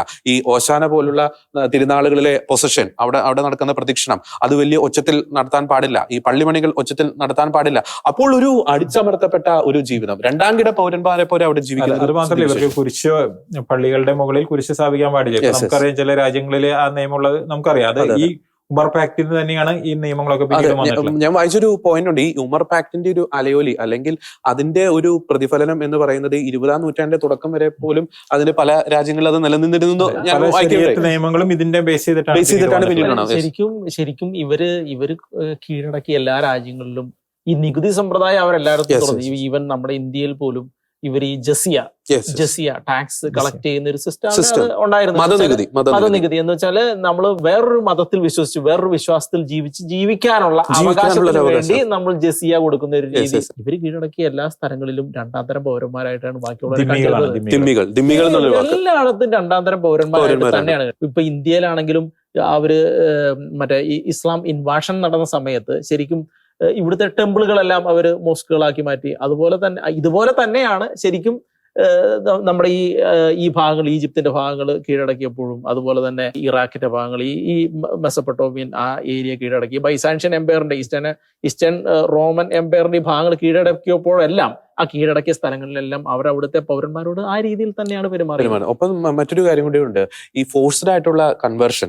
ഒന്ന് റോബിൻ പറഞ്ഞു, ഈ ജസിയ കൊടുത്തു കഴിഞ്ഞാൽ, വലിയ നികുതി കൊടുത്തു കഴിഞ്ഞാൽ, നമ്മൾ കഴിഞ്ഞ എപ്പിസോഡിൽ നമ്മൾ ഈ അർമേനിയൻ വംശഹത്യയുടെ ചർച്ച ചെയ്ത് നമ്മൾ വാസ്തവത്തിൽ പറഞ്ഞിരുന്നു ഈ ജസിയയുടെ ഒരു കാര്യം. ഈ കാലഘട്ടത്തിൽ ഈ IS-ഉം ബോക്കോ ഹറാമും അല്ലെങ്കിൽ താലിബാനും ഒക്കെ ഇംപ്ലിമെന്റ് ചെയ്യുന്ന ഒരു കാര്യം തന്നെയാണ് ഈ ജസിയ കൊടുത്തു കഴിഞ്ഞാൽ ഇസ്ലാമിക ഭരണത്തിന് കീഴിൽ അവർക്ക് രണ്ടാം കിട പൗരന്മാരെ പോലെ അടിമത്തത്തിൽ കഴിയാം. മറ്റൊരു കാര്യം, ഈ ഫോഴ്സ്ഡ് ആയിട്ടുള്ള ഒത്തിരിയധികം കൺവേർഷൻസ് അവിടെ നടക്കുന്നു. വിശ്വാസത്തിൽ അധികം ഉറപ്പില്ലാത്തവർ മതം മാറ്റപ്പെടുന്നു.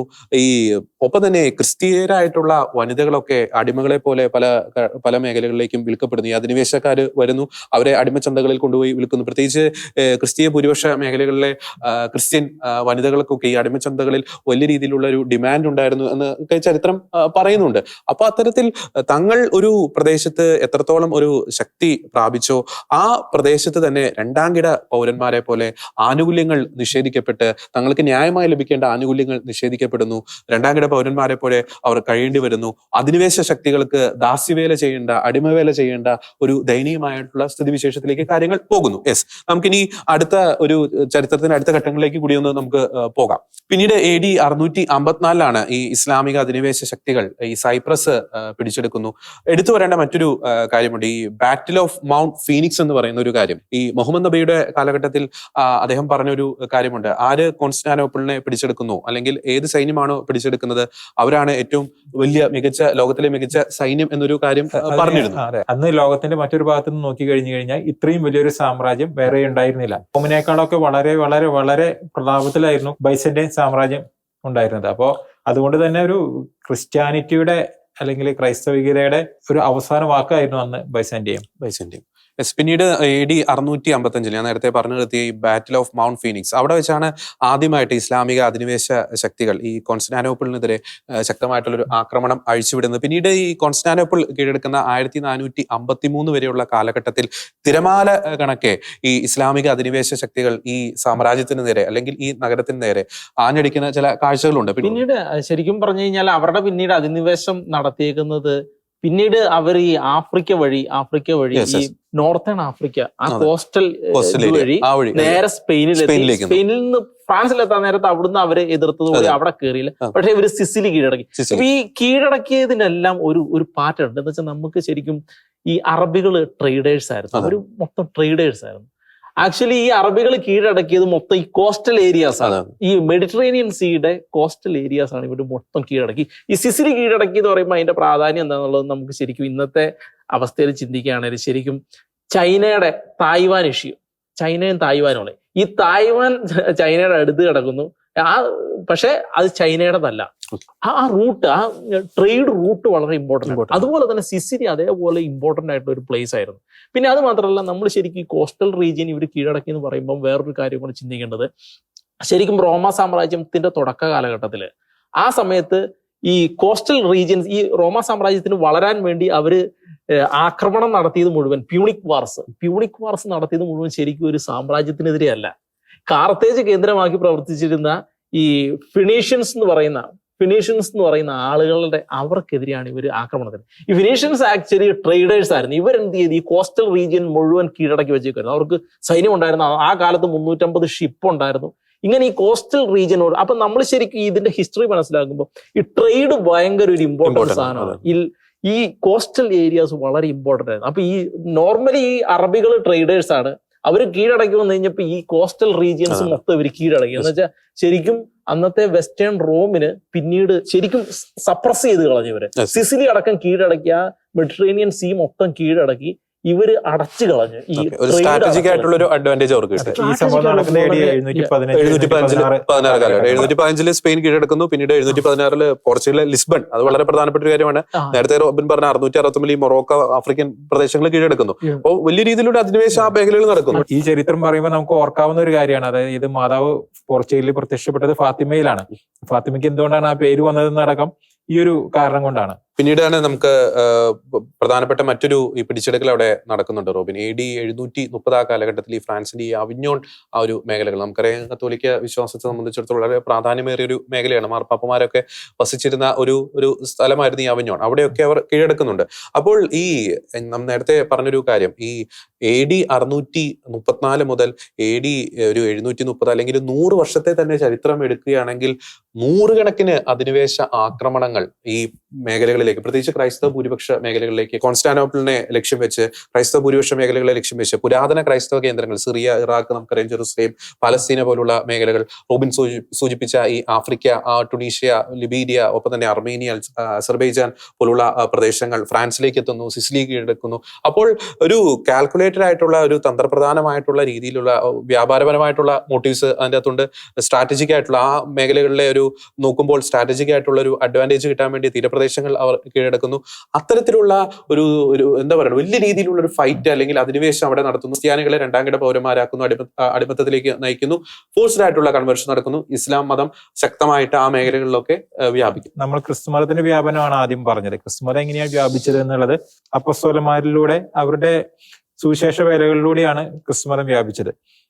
ആദ്യത്തെ കാലങ്ങളിലെല്ലാം ക്രിസ്തുമതം വലിയ പീഡനങ്ങളിലൂടെയാണ് കടന്നുപോയത്. അധിനിവേശ വ്യാപനം നമ്മളിപ്പോ കാണുകയാണ്. അതായത് ആ തുടക്കം മുതൽ തന്നെ ഓരോ ഏരിയകൾ പിടിച്ചടക്കിയാണ് അവര് ആ ദേശത്തേക്ക് വളർന്നു വന്നത്. ഒരു ഗ്രാജുവൽ കൺവേർഷൻ, അവരിപ്പം ശരിക്കും വികസിച്ചു. അവര് നാനാ വഴിക്ക് വികസിച്ചു. അവിടുന്ന് ഇന്ത്യയുടെ ഭാഗങ്ങളിലേക്ക് വന്നു, ഇവിടെ എല്ലാം കീഴടക്കി. അങ്ങനെ അവർ നാനാ വഴിക്ക് വികസിച്ചു. ആ വികസിച്ച ഭാഗങ്ങളിലെല്ലാം ഇവർ ഈ സ്ട്രാറ്റജി ഇംപ്ലിമെന്റ് ചെയ്തു എന്ന് വെച്ചാൽ ഒരു സ്ലോ കൺവേർഷൻ. അത് ഇന്ത്യയിൽ എത്രയോ കോടി മനുഷ്യര് ഇസ്ലാമിലേക്ക് കൺവേർട്ട് ചെയ്തു. ഇവർ പേർഷ്യൻ ആക്രമിച്ചിട്ട് അവിടെ കംപ്ലീറ്റ് ഇസ്ലാമായി. നോർത്തേൺ ആഫ്രിക്കയുടെ ഭാഗങ്ങൾ മൊത്തം ഇസ്ലാം മിഡിൽ ഈസ്റ്റ് ഭാഗങ്ങളിലേക്ക് എന്ന് വെച്ചാൽ അവർ ഫോളോ ചെയ്ത ആ ഐഡിയോളജി അവർ കോറാക്കി നിർത്തിക്കൊണ്ട് ഏതൊക്കെ മേഖലകളെ കീഴടക്കിയോ ആ മേഖലകളെ മുഴുവൻ ആ ഐഡിയോളജിയിലേക്ക് സമ്മേളിപ്പിച്ചു. ഒപ്പം മറ്റൊരു കാര്യമുണ്ട് റോബിൻ, ഇവര് എവിടെയൊക്കെ ഇത്തരത്തിലുള്ള അധിനിവേശ ശക്തികൾ എവിടെയൊക്കെ അധിനിവേശം നടത്തിയിട്ടുണ്ടോ അവിടെയൊക്കെ ഉണ്ടായിരുന്ന ക്രൈസ്തവ വ്യക്തിത്വത്തിന്റെ തുടുപ്പുകൾ, ഈ ക്രൈസ്തവ സാംസ്കാരികതയുടെ ഏടുകൾ അല്ലെങ്കിൽ അതിന്റെ അവശേഷിപ്പുകൾ, പ്രത്യേകിച്ച് ചരിത്രപരമായിട്ടുള്ള രേഖകൾ, ഈ പൗരാണികമായിട്ടുള്ള ആശ്രമങ്ങൾ, ക്രൈസ്തവ ആശ്രമങ്ങൾ, പ്രത്യേകിച്ച് അലക്സാണ്ട്രിയയിലും ഒപ്പം തന്നെ സിറിയയിലും ഒക്കെ പുരാതനമായിട്ടുള്ള ആശ്രമങ്ങളുണ്ട്. ഒപ്പം ഈ ക്രൈസ്തവ സംസ്കാരത്തിന്റെ വളരെയധികം പ്രാധാന്യം അർഹിക്കുന്ന പല ദേവാലയങ്ങളും അതൊക്കെ പിടിച്ചെടുക്കുന്നു, അതൊക്കെ തകർക്കുന്നു. പലയിടങ്ങളിലും അതിന്റെ മുകളിൽ അവരുടെ ആരാധനാലയം പണിയുന്ന ഒരു സ്ഥിതിവിശേഷം. അതായത് ക്രൈസ്തവ വ്യക്തിത്വം ഇല്ലാതാക്കുക, അവരുടെ സംസ്കാരം ഇല്ലാതാക്കുക, അതിന്റെ ശേഷിപ്പുകൾ ഇല്ലാതാക്കുക, ക്രൈസ്തവ വിശ്വാസത്തെ തന്നെ തങ്ങൾ അധിനിവേശം നടത്തുന്ന ഒരു പ്രദേശത്തെ ജനങ്ങൾ, ഇപ്പം അവിടെ ക്രൈസ്തവ വിശ്വാസികളായതുകൊണ്ട് ഇനി മറ്റേതെങ്കിലും വിശ്വാസികളാണെങ്കിൽ ആ വിശ്വാസത്തിന് നേരെ അധിനിവേശം നടത്താൻ അവർ ശ്രമിക്കാം. അപ്പോൾ ഏത് വിശ്വാസമാണ് തങ്ങൾ അധിനിവേശം നടത്തുന്ന പ്രദേശത്തെ ജനങ്ങൾ ഫോളോ ചെയ്യുന്നത് അതിനെ അപ്പാടെ തുടച്ചു നീക്കുക, അതിന്റെ ചരിത്രത്തിൽ നിന്നും അതിന്റെ ഏടുകൾ, അതിന്റെ തുടുപ്പുകൾ ഇല്ലായ്മ ചെയ്യുക എന്നൊരു ക്രൂരമായിട്ടുള്ള ഒരു ലക്ഷ്യം ഈ പറയുന്ന പല അധിനിവേശം നടത്തുന്ന പല ഭരണാധികാരികളുടെ മനസ്സിലുണ്ടായിരുന്നു. ഇപ്പൊ ജോർജ് പറയുമ്പോൾ നമുക്ക് എല്ലാവരും ഒരുപോലെ പറയാൻ സാധിക്കില്ല. കാരണം അവിടെ ക്രൈസ്തവ വിശ്വാസം നിലനിന്നതും ഇപ്പോഴും പല ഏരിയകളിലും ക്രൈസ്തവ വിശ്വാസം നിലനിൽക്കുന്നു. അപ്പൊ ഇവരിലെ പല രാജാക്കന്മാരിലും ഏറ്റക്കുറച്ചിലുകൾ ഉണ്ടായിരുന്നു. ചിലർ അതിതീവ്രമായിട്ട് ഇസ്ലാം മതം പ്രചരിപ്പിച്ചു, മറ്റു ചിലരെ ക്രൈസ്തവർക്ക് അവരുടെ വേദം ലഭിച്ചവർ എന്നുള്ള ഒരു സംരക്ഷണം അവർക്ക് ക്രൈസ്തവർക്ക് നൽകിയിട്ടുണ്ട്. നമുക്ക് ഈ ഇസ്ലാമിക അധിനിവേശം അല്ലെങ്കിൽ ഈ പുറമേ നിന്നുള്ള അധിനിവേശ ശക്തികളുടെ കടന്നുകയറ്റം നമ്മൾ ഡിസ്കസ് ചെയ്തതുപോലെ ഈ പറയുന്ന ക്രൈസ്തവ ഭൂരിപക്ഷ മേഖലകളിൽ വളരെയധികം ദോഷം ചെയ്തിട്ടുണ്ട്. അത് വളരെ കറക്റ്റാണ്. പക്ഷെ നമുക്കറിയാം ഈ നൂറ്റാണ്ടുകളായി, അതായത് AD 300 ശേഷം റോമാ സാമ്രാജ്യം ഔദ്യോഗിക മതമായിട്ട് ക്രിസ്തുമതം അംഗീകരിക്കപ്പെട്ടു. അതിനുശേഷം വളരെ ശക്തമായിട്ടുള്ള ഒരു സുശക്തമായിട്ടുള്ള ഒരു വിശ്വാസത്തിലൂടെയാണ് പല മേഖലകളിലും ക്രൈസ്തവർ കടന്നുപോയത്. പക്ഷേ എന്തുകൊണ്ടാണ് ഈ ഇത്തരത്തിലുള്ള അധിനിവേശ ശക്തികളുടെ കീഴിൽ പൊടുന്നനെ ഈ ക്രൈസ്തവ ഭൂരിപക്ഷ പ്രദേശങ്ങൾ വീണുപോയി? അതിനെപ്പറ്റി കൃത്യമായിട്ട് നാം ഒന്ന് ചിന്തിക്കേണ്ടി. കാരണം ഇൻട്രോയിൽ പറഞ്ഞു ആ വീണു പോയതിന്റെ ചില കാരണങ്ങൾ ഇന്നത്തെ കാലഘട്ടത്തിലെ ക്രൈസ്തവ സമൂഹത്തിന് ചില മുന്നറിയിപ്പുകൾ നൽകുന്നുണ്ട്. ജോർജ്, ഏത് യുദ്ധത്തിലായാലും ഉപയോഗിക്കുന്ന ഒരു തന്ത്രമുണ്ട്. അതായത് ശത്രുവിന്റെ എവിടെയാണോ കുറവ്, എവിടെയാണ് അദ്ദേഹത്തിന്റെ ശക്തി ക്ഷയിച്ചിരിക്കുന്ന മേഖല, ആ മേഖലയിൽ കയറി പിടിക്കുക എന്നതാണ് ഒരു യുദ്ധം വിജയിക്കാനുള്ള ഏറ്റവും എളുപ്പത്തിലുള്ള ഒരു വഴി. അപ്പൊ ഈ ക്രൈസ്തവ സമൂഹം നാം കണ്ടു, ബൈസന്റൈൻ സാമ്രാജ്യമായിരുന്നു ഏറ്റവും പ്രൗഢവും ഏറ്റവും ഗാംഭീര്യവും നിറഞ്ഞ ഒരു സാമ്രാജ്യം. ബൈസന്റൈൻ സാമ്രാജ്യമായിരുന്നു. ഇപ്പുറത്തുണ്ടായിരുന്ന ക്രൈസ്തവ രാജ്യങ്ങള്, അതായത് പാശ്ചാത്യ ക്രൈസ്തവ രാജ്യങ്ങള് ഈ ബൈസന്റൈൻ സാമ്രാജ്യമായിട്ട് കമ്പയർ ചെയ്യുമ്പോൾ അവരൊന്നുമല്ല. ഈ ബൈസന്റൈൻ സാമ്രാജ്യത്തിലുണ്ടായിരുന്ന ക്രൈസ്തവർക്കിടയിലുണ്ടായിരുന്ന, പ്രത്യേകിച്ച് ക്രൈസ്തവ നേതൃത്വത്തിലുണ്ടായിരുന്ന ചില ഭിന്നതകള്, ചില വിഷയങ്ങള്, അത് ഒരുപാട് ക്രൈസ്തവ സഭയുടെ ശക്തി ക്ഷയിപ്പിക്കാനായിട്ട്, അതല്ലെങ്കിൽ ശത്രുവിന് അതൊരു എൻട്രി പോയിന്റ് ആയിട്ട് മാറിയിട്ടുണ്ടെന്ന് വേണമെങ്കിൽ നമുക്ക് പറയാൻ സാധിക്കും. അവിടെ വിവിധ പാത്രിയർക്കീസുകൾ ഉണ്ടായിരുന്നു. അന്ത്യോക്യൻ പാത്രിയർക്കീസിനായിരുന്നു ആദ്യകാലത്ത് വലിയ പ്രാധാന്യം ഉണ്ടായിരുന്നത്. എന്നാൽ പിന്നീട് അത് കോൺസ്റ്റന്റിനോപ്പിളിലെ പാത്രിയർക്കീസിലേക്ക് അത് മാറിപ്പോകുന്നുണ്ട്. കൂടാതെ തന്നെ ഇവിടെ പലതരത്തിലുള്ള തർക്കങ്ങൾ വന്നു. അതായത് വിശ്വാസപരമായ പല കാര്യങ്ങളും പല തർക്കങ്ങൾ വന്നു. വെസ്റ്റുമായിട്ടും ഈസ്റ്റുമായിട്ടും തർക്കങ്ങൾ വന്നത് കൂടാതെ തന്നെ ഈ ഈസ്റ്റിന്റെ ഉള്ളിൽ തന്നെ പല പല ആശയങ്ങള്, പല പല ദൈവശാസ്ത്രപരമായിട്ടുള്ള തർക്കങ്ങളാണ് കൂടുതലും വന്നത്. ഇവര് തമ്മിലുള്ള ഒരു ഐക്യം, ഒത്തൊരുമ, ഇത് നഷ്ടപ്പെട്ട ഒരു സമയം കൂടിയായിരുന്നു. നേരത്തെ അരുൺ പറഞ്ഞു, ഇപ്പൊ ഈ അധിനിവേശ ശക്തികൾ ഈ ക്രിസ്തീയ പ്രദേശങ്ങളിലേക്ക് എങ്ങനെ നുഴഞ്ഞു കയറി, അവർ അവിടെ ക്രിസ്തീയ പ്രദേശങ്ങൾ പിടിച്ചെടുക്കി അവരുടെ സാമ്രാജ്യം സ്ഥാപിച്ചു എന്ന് ചരിത്രപരമായിട്ടുള്ള ഒരു യാഥാർത്ഥ്യം തന്നെയാണ്. പക്ഷേ ഒരു സുശക്തമായിട്ടുള്ള അല്ലെങ്കിൽ ശക്തമായിട്ടുള്ള ഒരു പ്രദേശത്തേക്ക് ഈ അധിനിവേശ ശക്തികൾ നുഴഞ്ഞു കയറണമെങ്കിൽ തീർച്ചയായും അരുൺ പറഞ്ഞതുപോലെ ആ പ്രദേശത്തിന് അല്ലെങ്കിൽ അവർ നുഴഞ്ഞു കയറുന്ന ഒരു പ്രദേശത്തിന് ഒരു ലൂപ്പ് ഹോൾ ഉണ്ടാവും.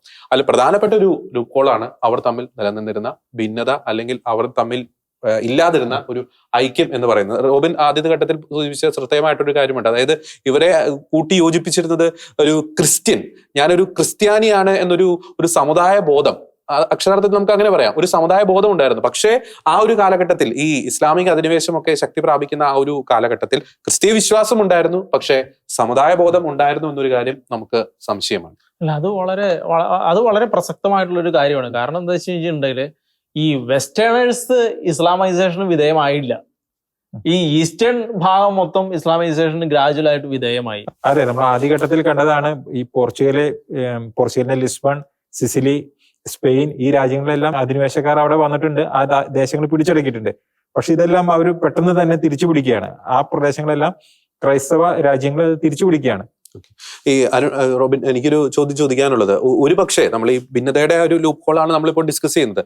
ഒരു പക്ഷേ ഈ വെസ്റ്റ് ആൻഡ് ഈസ്റ്റ് റോം അത് ഒരു ഒറ്റക്കെട്ടാണ് അല്ലെങ്കിൽ ആ തരത്തിലാണ് അവരുടെ ആ കാലഘട്ടത്തിലെ ഒരു ജീവിത രീതി അല്ലെങ്കിൽ അവരുടെ പ്രവർത്തനങ്ങൾ എങ്കിൽ ഒരു പക്ഷേ ചരിത്രം തന്നെ മാറിപ്പോകാനുള്ള ഒരു സാധ്യത ഉണ്ടായിരുന്നില്ല. പിന്നെ വളരെ വ്യക്തമായിട്ടുള്ള ഒരു സാധ്യതയാണ്. ശരിക്കും ഇന്നത്തെ കാലത്ത് നമ്മൾ ഈ വിഘടിച്ച് നിൽക്കുന്നു, അങ്ങോട്ടും ഇങ്ങോട്ടും പരസ്പരം ചേരാതെ നിൽക്കുന്നതൊക്കെ ആ ഒരു കാര്യത്തെ നമ്മൾ അന്നത്തെ കാലഘട്ടമായിട്ട് താരതമ്യം ചെയ്യുന്നത് അത്യാവശ്യമാണ്. കാരണം എന്താ വെച്ചാൽ അന്നത്തെ കാലഘട്ടത്തില് ഈ ഈസ്റ്റും വെസ്റ്റും തമ്മിൽ ഡിവൈഡ് ചെയ്തു പോകുന്നു. അത് കഴിഞ്ഞിട്ട് മാർപ്പാപ്പനെ അംഗീകരിക്കാൻ തയ്യാറാകുന്നില്ല. അത് കഴിഞ്ഞിട്ട് പിന്നീട് ഇങ്ങ് വന്നു കഴിയുമ്പോൾ ഇവർക്ക് തന്നെ ഇവരുടെ പല മേഖലകളിലും കൺട്രോൾ ഇല്ലാതെ പോകുന്ന ഒരു അവസ്ഥയിലാണ് ഈ ആക്രമണങ്ങളെല്ലാം സംഭവിക്കുന്നു. ഇവരെല്ലാം കീഴടക്കപ്പെടുന്നു. പതിയെ വിശ്വാസികൾക്ക് എന്ന് വെച്ചാൽ ഇതിന്റെ കോറായിട്ടുള്ള ആളുകളുമായിട്ടുള്ള ബന്ധങ്ങൾ നഷ്ടപ്പെടുന്നു. ഇപ്പൊ ബൈസാൻഷ്യൻ എംപയറിന് കോൺസ്റ്റാന്റിനോപ്പിളിൽ ഇരുന്ന് ഈ അധിനിവേശ ഏരിയകളിലേക്ക് കടന്നു കയറാനോ അവിടെ വിശ്വാസം പിന്നീട് കൊണ്ടുവന്ന് സ്ഥാപിക്കാനോ പിന്നീട് ഈ ബൈസാൻഷ്യൻ എംപയർ ആക്രമിച്ച് ഈ ഏരിയ മൊത്തം കീഴടക്കണം, എന്നാലേ സാധിക്കുകയുള്ളൂ. പക്ഷെ അങ്ങനെ ഒരു സാധ്യത അവിടെ ഇല്ലാതായി മാറിപ്പോയി. പിന്നീട് ഇവര് ഉണ്ടാക്കി വെച്ച കാലിഫേറ്റുകളെല്ലാം വളരെ സുശക്തമായിരുന്നു. ബൈസാൻഷ്യൻ എംപയറിന് അത് കീഴടക്കാൻ സാധിക്കുന്നില്ല.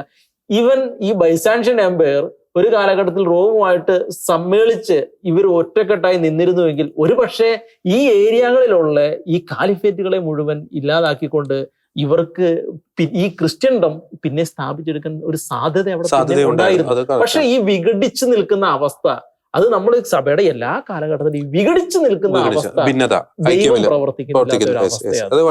പ്രവർത്തിക്കുന്നില്ല. വളരെ വലിയ ഉദാഹരണമാണ്. ഒരു ദൈവിക സംരക്ഷണം നഷ്ടപ്പെട്ടു പോയ ഒരു അവസ്ഥയാണ് നമുക്ക് 6-ം നൂറ്റാണ്ടിന് ശേഷം കാണുന്നത്. അത് കറക്റ്റാണ്, റോബിൻ പറഞ്ഞ ഒരു കറക്റ്റാണ്. എവിടെയൊക്കെ ഭിന്നതയുണ്ടോ അവിടെ ഒരു ദൈവത്തിന്റെ ഒരു കരം നഷ്ടപ്പെട്ടു പോകുന്ന ഒരു സ്ഥിതിവിശേഷം ഉണ്ട്. അത് സഭയോട് ചേർന്ന് നിൽക്കുന്ന ആളുകൾ എപ്പോഴും മനസ്സിലാക്കേണ്ട ഒരു കാര്യമാണ്. വിഘടിച്ചു നിൽക്കുന്ന അവസ്ഥ, സഭയോട് മാറി നിൽക്കുന്ന അവസ്ഥ, ഈ തായ്തണ്ടിൽ നിന്നും വിഘടിച്ചു പോകുന്ന അതേ അവസ്ഥ അത് ചരിത്രത്തിൽ സഭയുടെ എല്ലാ കാലഘട്ടത്തിലും സംഭവിച്ചിരിക്കുന്നത് അത് തന്നെയാണ്. അധികാര കേന്ദ്രങ്ങൾ തമ്മിൽ ഭയങ്കരമായ ഒരു തർക്കങ്ങൾ ഉണ്ടായിരുന്നു, പിടിവലികൾ. നമ്മൾ ആദ്യം സൂചിപ്പിച്ചു ഈ ബൈസന്റൈൻ സാമ്രാജ്യം എന്ന് പറയുന്നത് വളരെയധികം സമ്പന്നമായിരുന്നു, ഫിനാൻഷ്യലി സ്റ്റേബിൾ ആണ്. ഒപ്പം തന്നെ ഈ ചർച്ചിന് ആ കാലഘട്ടത്തിൽ സ്റ്റേറ്റിൽ വളരെയധികം റോൾ ഉണ്ടായിരുന്നു, വളരെ ഹൈലി ഇന്റലക്ച്വൽ ആണ്, വളരെ പുരോഗമിച്ച സ്ഥലങ്ങളാണ്. എല്ലാം ക്രിസ്ത്യൻഡത്തിന്റെ സൂപ്പർ ബേസുകളാണ്. സൂപ്പർ ബേസുകൾ ജെറുസലേം, കോൺസ്റ്റാന്റിനോപ്പിൾ, അന്ത്യോക്യ, അലക്സാണ്ട്രിയ എല്ലാം സൂപ്പർ. അതെ ഒരു പിള്ളത്തൊട്ടിൽ അതിന്റെ ഈറ്റില്ലമാണെന്ന് പറയാം. അതായത് അവരെ സംബന്ധിച്ചുള്ള നമ്മൾ പലതവണ പറഞ്ഞത് ഞങ്ങളൊരു കംഫർട്ട് സോണിലാണ്, അല്ലെങ്കിൽ ഞങ്ങൾ ഇത്തരത്തിലുള്ള ഞങ്ങളുടെ സ്വാഭാവികമായിട്ടുള്ള വിശ്വാസവുമായിട്ട് ഞങ്ങൾ മുന്നോട്ട് പോകും, ഞങ്ങളെ ആക്രമിക്കാൻ ആരും വരത്തില്ല, അല്ലെങ്കിൽ ഞങ്ങളുടെ ഒരു സാമ്രാജ്യം ഒരു സേഫ് സോണിലാണ്, ഫിനാൻഷ്യലി ഞങ്ങൾക്ക് സ്റ്റെബിലിറ്റി ഉണ്ട്, സാമ്പത്തികമായിട്ട് പുരോഗതി ഉണ്ട്, ഇന്റലക്ച്വലി ഞങ്ങൾ ഹൈ ആണ്, ഒപ്പം തന്നെ ഇത്തരത്തിലുള്ള കാര്യങ്ങൾ വളരെ സുഗമമായിട്ട് എല്ലാ കാര്യങ്ങളും മുന്നോട്ട് പോയിക്കൊണ്ടിരിക്കുന്നു. ഇനി ആരെ പേടിക്കണം, അല്ലെങ്കിൽ ഒരു തരത്തിലുള്ള ശത്രുക്കളും ആക്രമിക്കാൻ വരത്തില്ല. അത്തരത്തിലുള്ള ഒരു സെക്യൂരിറ്റി ഫീലിംഗിൽ അവർ ആയിരിക്കുമ്പോഴാണ് ഇത്തരത്തിലുള്ള ഇസ്ലാമിക അധിനിവേശങ്ങളൊക്കെ സംഭവിക്കുന്നത്. അവിടെ ഒരു സമുദായ ബോധം നഷ്ടപ്പെടുന്നു, പരസ്പരമുള്ള ഐക്യം നഷ്ടപ്പെടുന്നു. ഇനി അത്തരത്തിൽ നമ്മൾ ചിന്തിക്കുമ്പോൾ തന്നെയും ഇത്തരത്തിലുള്ള അധിനിവേശ ശക്തികൾ കടന്നു വരുമ്പോൾ തന്നെയും ആ ഘട്ടത്തിൽ പോലും ഐക്യമില്ലാത്ത പല സ്ഥിതിവിശേഷങ്ങൾ നമുക്ക് ആ ഒരു ചരിത്രത്തിൽ കാണാൻ സാധിക്കുന്നുണ്ട്. മറ്റൊരു കാര്യം കൂടിയാണ് നമ്മൾ ഈ ഭിന്നതയുടെ ജോർജ് പറയാനുള്ള മറ്റൊരു കാര്യം, ഇവിടെ പലപ്പോഴും ചില സന്ധികളും നമുക്ക് കാണാൻ കഴിയുന്നുണ്ട്. അതായത് ഈ സന്ധികളെല്ലാം പിന്നീട് അത് ഒരു വലിയൊരു കുരുക്കായിട്ടാണ്. ആദ്യം സന്ധി ചെയ്യുന്നു, പക്ഷെ അതിലും വലിയൊരു കുരുക്കായിട്ടാണ് പിന്നീട് ഇവർക്ക് എല്ലാവർക്കും മാറുന്നത്. അത് കറക്റ്റാണ്. കാരണം ഈ 15-ാം നൂറ്റാണ്ടിൽ 14-15 നൂറ്റാണ്ടിലെ ആ ഒരു കാലഘട്ടത്തിലൊക്കെ ഈ ബൈസന്റൈൻ സാമ്രാജ്യത്തില് അവിടെ വലിയ രീതിയിലുള്ള വിഘടനവാദങ്ങൾ അല്ലെങ്കിൽ വിപ്ലവങ്ങളൊക്കെ, ഇന്റേണൽ ആയിട്ടുള്ള ആഭ്യന്തര കലഹങ്ങളൊക്കെ നടക്കുന്നുണ്ട്. അപ്പോൾ ആ കാലഘട്ടത്തിൽ ഉണ്ടായിരുന്ന ഒരു ഭരണാധികാരി തന്നെ ചരിത്രത്തിൽ പറയുന്നുണ്ട്, ആ സാമ്രാജ്യം തന്നെ തുർക്കിക്ക് തുറന്നു കൊടുക്കുന്നു. അപ്പോൾ ആ ഒരു ബൈസന്റൈൻ ആ ഒരു പ്രദേശത്തിലൂടെയാണ് ഇവർക്ക് തുർക്കിക്ക് പിന്നീട് യൂറോപ്പിലേക്കൊക്കെ കടന്നു കയറാൻ സാധിച്ചത്. അപ്പോൾ സ്വന്തം കാൽച്ചോട്ടിലെ മണ്ണ് ഒലിച്ചു പോകുമ്പോഴും ഈ അധിനിവേശ ശക്തികളോട് തങ്ങളുടെ സാമ്രാജ്യം കീഴ്പ്പെടുത്തി അല്ലെങ്കിൽ ക്രൈസ്തവ വിശ്വാസത്തെ തകർക്കാൻ ശ്രമിക്കുന്ന അധിനിവേശ ശക്തികളോട് കോംപ്രമൈസ്, അത് പല കാരണങ്ങളുണ്ടാകാം. തങ്ങളുടെ അധികാരം നിലനിർത്താനുള്ള ഒരു കാര്യം, അല്ലെങ്കിൽ തങ്ങളുടെ സാമ്പത്തിക അഭിവൃദ്ധി ലക്ഷ്യമിട്ട്. പക്ഷെ പലരും അത്തരത്തിൽ സന്ധി ചെയ്തവരൊന്നും നമുക്ക് പറയാൻ സാധിക്കും സമുദായത്തിന്റെ ഒരു പുരോഗതി അല്ലെങ്കിൽ സമുദായത്തിന്റെ ഒരു ഭാവി അല്ലെങ്കിൽ ക്രിസ്തീയ വിശ്വാസത്തിന്റെ ഒരു ഭാവി അവരുടെ ഒരു കൺസേൺ ആയിരുന്നില്ല. സ്വയം ഒരു നിലനിൽപ്പ്, സ്വന്തം നിലനിൽപ്പ്, അത്തരത്തിലുള്ള കാര്യങ്ങൾ. നമ്മൾ ഇത് പറയുമ്പോൾ ഒരു കാര്യം പ്രത്യേകം ശ്രദ്ധിക്കുക, ഇത് എല്ലാരെയും അടച്ചാക്ഷേപിക്കുന്ന ഒരു സംഗതിയല്ല. ചിലർ വളരെ നല്ല രീതിയിൽ തന്നെ ക്രിസ്തീയ വിശ്വാസത്തിന് വേണ്ടിയിട്ട് അല്ലെങ്കിൽ തങ്ങൾ നേതൃത്വം കൊടുക്കുന്നവർക്ക് വേണ്ടിയിട്ട് അല്ലെങ്കിൽ വിശ്വാസികൾക്ക് വേണ്ടി ശക്തമായ നേതൃത്വം വഹിച്ചവരുണ്ട്, വളരെയധികം ത്യാഗം ചെയ്തവരുണ്ട്. നമ്മുടെ ആദ്യത്തെ മാർപ്പാപ്പ സെയിന്റ് പീറ്റർ റോമിൽ നിന്ന് കൊല്ലപ്പെടുമെന്ന് കരുതി തിരിച്ചു നടന്ന ക്രിസ്തു കുരിശുമായിട്ട് വരുമ്പോൾ കോവാത്തിസ് പ്രസക്തമായ ചോദ്യമുണ്ട്. ആ പോക്ക മനുഷ്യൻ തിരിച്ചു പോയിട്ട് അവിടെ പോയിട്ട് മരിച്ച് അതിന്റെ ഒരു വാല്യൂ ഉണ്ട്, ദൈവം കൊടുക്കുന്ന ഒരു വാല്യൂ ഉണ്ട് അതിന്. ആ വാല്യൂവിൽ നിന്ന് മാറിപ്പോയി കഴിഞ്ഞാൽ ഉണ്ടാകുന്ന ഒരു കോൺസിക്വൻസ് ഉണ്ട്. ആ കോൺസിക്വൻസസ് ആണ് ഒരുപക്ഷെ ചരിത്രത്തിൽ കണ്ടതെന്ന് വേണമെങ്കിൽ ഒരുപക്ഷെ നമുക്ക് പറയാൻ പറ്റും. അതിനൊരു വലിയ ഇമ്പാക്ട് ഉണ്ട്, ചരിത്രത്തിൽ വലിയ ഇമ്പാക്ട് ഉണ്ട് അതിന്. നമുക്കത് വെറുതെ തള്ളിക്കളയാൻ പറ്റില്ല. ഇവിടെ ഈ കാര്യങ്ങളെല്ലാം പറയുമ്പോൾ ഒരു തായ്തണ്ട്, അതായത് പത്രോസാകുന്ന ഒരു പാറ, ആ പാറയുമേലാണ് കർത്താവ് സഭ സ്ഥാപിച്ചത്. ഈ പാറയുമായിട്ട് ചില വിഘടനങ്ങൾ ഉണ്ടായി എന്നുള്ളത്, അതായത് വെസ്റ്റും ഈസ്റ്റും തമ്മിലുള്ള ചില വിഘടനവാദങ്ങളും അവരുടേതായ ചില താല്പര്യങ്ങളും ഇരുഭാഗത്തുനിന്നും ഒരു ഭാഗത്ത് നമുക്ക് പറയാൻ പറ്റില്ല, ഇരുഭാഗത്തുനിന്നും ഉണ്ടായിട്ടുണ്ടായിരിക്കാം. പക്ഷേ ഇവർ ഒന്നിച്ച് നിന്നിരുന്നെങ്കിൽ, വെസ്റ്റും ഈസ്റ്റും ഒരുമിച്ചായിരുന്നു നിന്നിരുന്നെങ്കിൽ എന്തായിരുന്നു ഈ ലോകത്തിന്റെ അവസ്ഥ? അല്ലെങ്കിൽ ഈ ബൈസാന്റിയൻ സാമ്രാജ്യത്തിൽ ഉണ്ടായിരുന്ന ക്രൈസ്തവര് അവരൊരിക്കലും ഇസ്ലാം അധിനിവേശത്തിന് വിധേയനാവാൻ സാധ്യതയുണ്ടായിരുന്നില്ല. കാരണം അവർ മറ്റേ സൈഡിൽ നിന്നുള്ള ഒരു പ്രൊട്ടക്ഷൻ, അതായത് വെസ്റ്റ് ഭാഗത്തു നിന്നുള്ള ഒരു പ്രൊട്ടക്ഷൻ അവർക്ക് വരുമായിരുന്നു, തിരിച്ചും കിട്ടുമായിരുന്നു. എനിക്ക് അതിനുള്ളിൽ തോന്നിയിട്ടുള്ള ഒരു കാര്യം, ഇപ്പൊ ഇവര് അങ്ങനെ ഒരു വിഘടിച്ചു മാറിയില്ലായിരുന്നു എന്നുണ്ടെങ്കിൽ ശരിക്കും അക്ഷരാർത്ഥത്തിൽ ഈ തായ്തണ്ടിൽ നിന്ന് ശാഖകൾ പോണ പോലെ ഇപ്പൊ നമുക്കറിയാം വെസ്റ്റേൺ യൂറോപ്പിൽ നിന്ന് ഇത് കഴിഞ്ഞ് ഈ കാലഘട്ടം കഴിഞ്ഞ് റിനൈസാൻസ് എല്ലാം കഴിഞ്ഞു വരുമ്പോൾ പിന്നീട് ഇവരുടെ ഒരു സ്പ്രെഡ് ഉണ്ട്, ലോകമാസകലം spread. South America, North America, ആഫ്രിക്കയുടെ ഭാഗങ്ങൾ ഇവർ ലോകത്തിൽ ഒന്നാമതായി മാറി കഴിഞ്ഞു. ഇതേ സംഭവം തന്നെ ഇപ്പം ഈസ്റ്റേൺ റോം, ഈ റോമ സാമ്രാജ്യത്തിന്റെ മാർപ്പാപ്പയുടെ കൂടെ നിൽക്കുന്ന ഒരു അങ്ങനെ ഒരു സംഭവം, അങ്ങനെ ആ രീതിയിലേക്ക് മാറിയിരുന്നെങ്കിൽ ആ ഭാഗവും ഒരു പക്ഷേ ഇങ്ങോട്ട് സ്പ്രെഡ് ആയാൽ വളരെ വലിയൊരു ഗ്രോത്തിലേക്ക് അത് മാറാനുള്ള സാധ്യതയുണ്ട്. ഈ വെസ്റ്റേൺ യൂറോപ്പ് പിന്നെ മാറി അതിന്റെ സ്പ്രെഡിങ് ആണ്, ക്രിസ്ത്യാനിറ്റിയുടെ സ്പ്രെഡിങ് എന്ന് പറയുന്നത് വളരെ വലിയതാണത്. അതേ ഒരു സാഹചര്യം ഇപ്പുറത്തും ഉണ്ടാകുമായിരുന്നു. അങ്ങനെ ഒരു സാധ്യതയുണ്ട്, തീർച്ചയായിട്ടും ഉണ്ട്. അപ്പോൾ നമുക്ക് അറിയാം, ഈ പറയുന്നത് പോലെ ഇസ്ലാമിക അധിനിവേശ ശക്തികൾ വളരെയധികം വലിയൊരു ദോഷം അല്ലെങ്കിൽ കോട്ടം ഈ ക്രൈസ്തവ ഭൂരിപക്ഷ പ്രദേശങ്ങളിലേക്ക് ചെയ്തു. അതിന്റെ പ്രധാനപ്പെട്ട ഒരു കാരണമായിട്ട് നമുക്ക് ചരിത്ര രേഖകളുടെ അടിസ്ഥാനത്തിൽ നമുക്ക് ചൂണ്ടിക്കാണിക്കാൻ സാധിക്കുന്നത് പ്രധാനപ്പെട്ട ഒരു കാരണം ക്രൈസ്തവരുടെ ഭാഗത്തു നിന്ന് വന്നുപോയ ഒരു വീഴ്ച എന്ന് തന്നെ നമുക്ക് പറയാം. ഈ പറയുന്ന ഒരു ഭിന്നത, ഒന്നിച്ച് നിൽക്കാത്ത ഒരു സ്ഥിതിവിശേഷം, ഒപ്പം തന്നെ ഒരു സമുദായ ബോധമില്ലാത്തൊരു അവസ്ഥ, സ്വാർത്ഥ താല്പര്യങ്ങൾ, ഈ നാട്ടുരാജ്യങ്ങൾക്കിടയിലുള്ള കലഹങ്ങൾ, യുദ്ധങ്ങൾ, സ്വയം നിലനിൽപ്പിന് വേണ്ടിയിട്ടുള്ള ചില പോരാട്ടങ്ങൾ, നേരത്തെ അരുൺ പറഞ്ഞതുപോലെ ചില കോംപ്രമൈസുകൾ, ചില ഒത്തുതീർപ്പുകൾ, ചില സന്ധി ചേരലുകൾ. ഇവിടെ ജസ്റ്റ് ഒരു കാര്യം കൂടി സൂചിപ്പിച്ചു പോകാന്ന് വിചാരിക്കണം. അതായത് ഈ ഇസ്ലാം അധിനിവേശം വന്നപ്പോൾ അത് ജൂതരെയും ബാധിച്ചിട്ടുണ്ട്, ക്രൈസ്തവരെയും ബാധിച്ചിട്ടുണ്ട്. പക്ഷെ ജൂതരെ അവരുടെ വിശ്വാസത്തെ ചോദ്യം ചെയ്യപ്പെട്ടപ്പോൾ, അല്ലെങ്കിൽ അവരൊരിക്കലും ഇസ്ലാം മതത്തിലേക്ക് ചേരാനായിട്ട് അവർ ഒരു വിധത്തിലും തയ്യാറായില്ല എന്നാണ് നമുക്ക് ചരിത്രത്തിൽ കാണാൻ കഴിയുന്നത്. പക്ഷെ ക്രൈസ്തവ വിശ്വാസത്തിലെ ഉണ്ടായിരുന്ന പലരും, എല്ലാവരുമല്ല, അവർക്ക് ഇസ്ലാം മതവിശ്വാസവും ക്രൈസ്തവ വിശ്വാസവും തമ്മിലുള്ള വലിയ വ്യത്യാസങ്ങളൊന്നും അവർക്ക് മനസ്സിലായില്ല. ഈ രണ്ടും തമ്മിൽ അവർക്ക് എവിടെയൊക്കെയോ ചില സാമ്യതകൾ അവർക്ക് കണ്ടു. അവർ ആ വിശ്വാസം ഉണ്ടെങ്കിൽ അവർക്ക് അവിടെ തൽക്കാലം ജീവിച്ചു പോകാൻ പറ്റുമായിരുന്നു. അപ്പൊ അതുകൊണ്ട് ഒരുപാട് പേര് അങ്ങനെ കൺവേർട്ട് ആയപ്പെട്ടു. എന്നാൽ ഒരുപാട് പേര് രക്തസാക്ഷികളാവുകയും ചെയ്തു. അവർ ആ വിശ്വാസത്തിന് വേണ്ടി, ക്രൈസ്തവ വിശ്വാസം എന്തെന്ന് അവർക്ക് ബോധ്യമുണ്ടായിരുന്നവരെ അവർ ആ വിശ്വാസത്തിന് വേണ്ടിയിട്ട് രക്തസാക്ഷിത്വം. അത് അരുൺ പറഞ്ഞപ്പോൾ നമ്മൾ ആദ്യ നൂറ്റാണ്ടുകളിൽ ചിലർക്കെങ്കിലും, ക്രിസ്തീയ വിശ്വാസികളായിട്ടുള്ള ചിലർക്കെങ്കിലും ഈ രണ്ട് മതങ്ങൾ തമ്മിലുള്ള വ്യത്യാസം തിരിച്ചറിയാൻ സാധിക്കാതെ പോയി. അവരുടെ ഉള്ളിൽ വിശ്വാസത്തിന്റെ ഒരു ബേസ് ഉണ്ടായിരുന്നില്ല. നമ്മൾ ഈ കാലഘട്ടത്തിലെ ചില പ്രണയക്കണികളെ കുറിച്ചൊക്കെ പലരും നമ്മൾ വളരെയധികം ഡിസ്കസ് ചെയ്യുമ്പോഴൊക്കെ നമ്മുടെ ക്രൈസ്തവ പെൺകുട്ടികളൊക്കെ പലപ്പോഴും ഇത്തരത്തിലുള്ള പ്രണയക്കണികളിലൊക്കെ വിട്ടുപോകുന്നത് അല്ലെങ്കിൽ പെട്ടുപോകുന്നത് ഇത്തരത്തിലുള്ള വിശ്വാസത്തിന്റെ ഒരു ഇല്ലാത്തത് കൊണ്ടാണ്. നമുക്കറിയാം, ഈ സോണിയ സെബാസ്റ്റ്യൻ നമ്മൾ പലതവണ ചർച്ച ചെയ്തിട്ടുള്ളതാണ്. ആ പറയുന്ന ഒരു പെൺകുട്ടി ഒരു സദസ്സിന് മുന്നിൽ പ്രസംഗിച്ച ഒരു വാചകം ഇപ്പോഴും ഞാൻ ഓർക്കുന്നുണ്ട്. സോണിയ സെബാസ്റ്റ്യൻ, അത് നമുക്കറിയാം, ഈ പറയുന്നത് പോലെ ഇപ്പം ആ വ്യക്തി അഫ്ഗാനിലെ ജയിലിലാണ്, ജീവിച്ചിരിപ്പുണ്ടോ എന്ന് നമുക്കറിയത്തില്ല.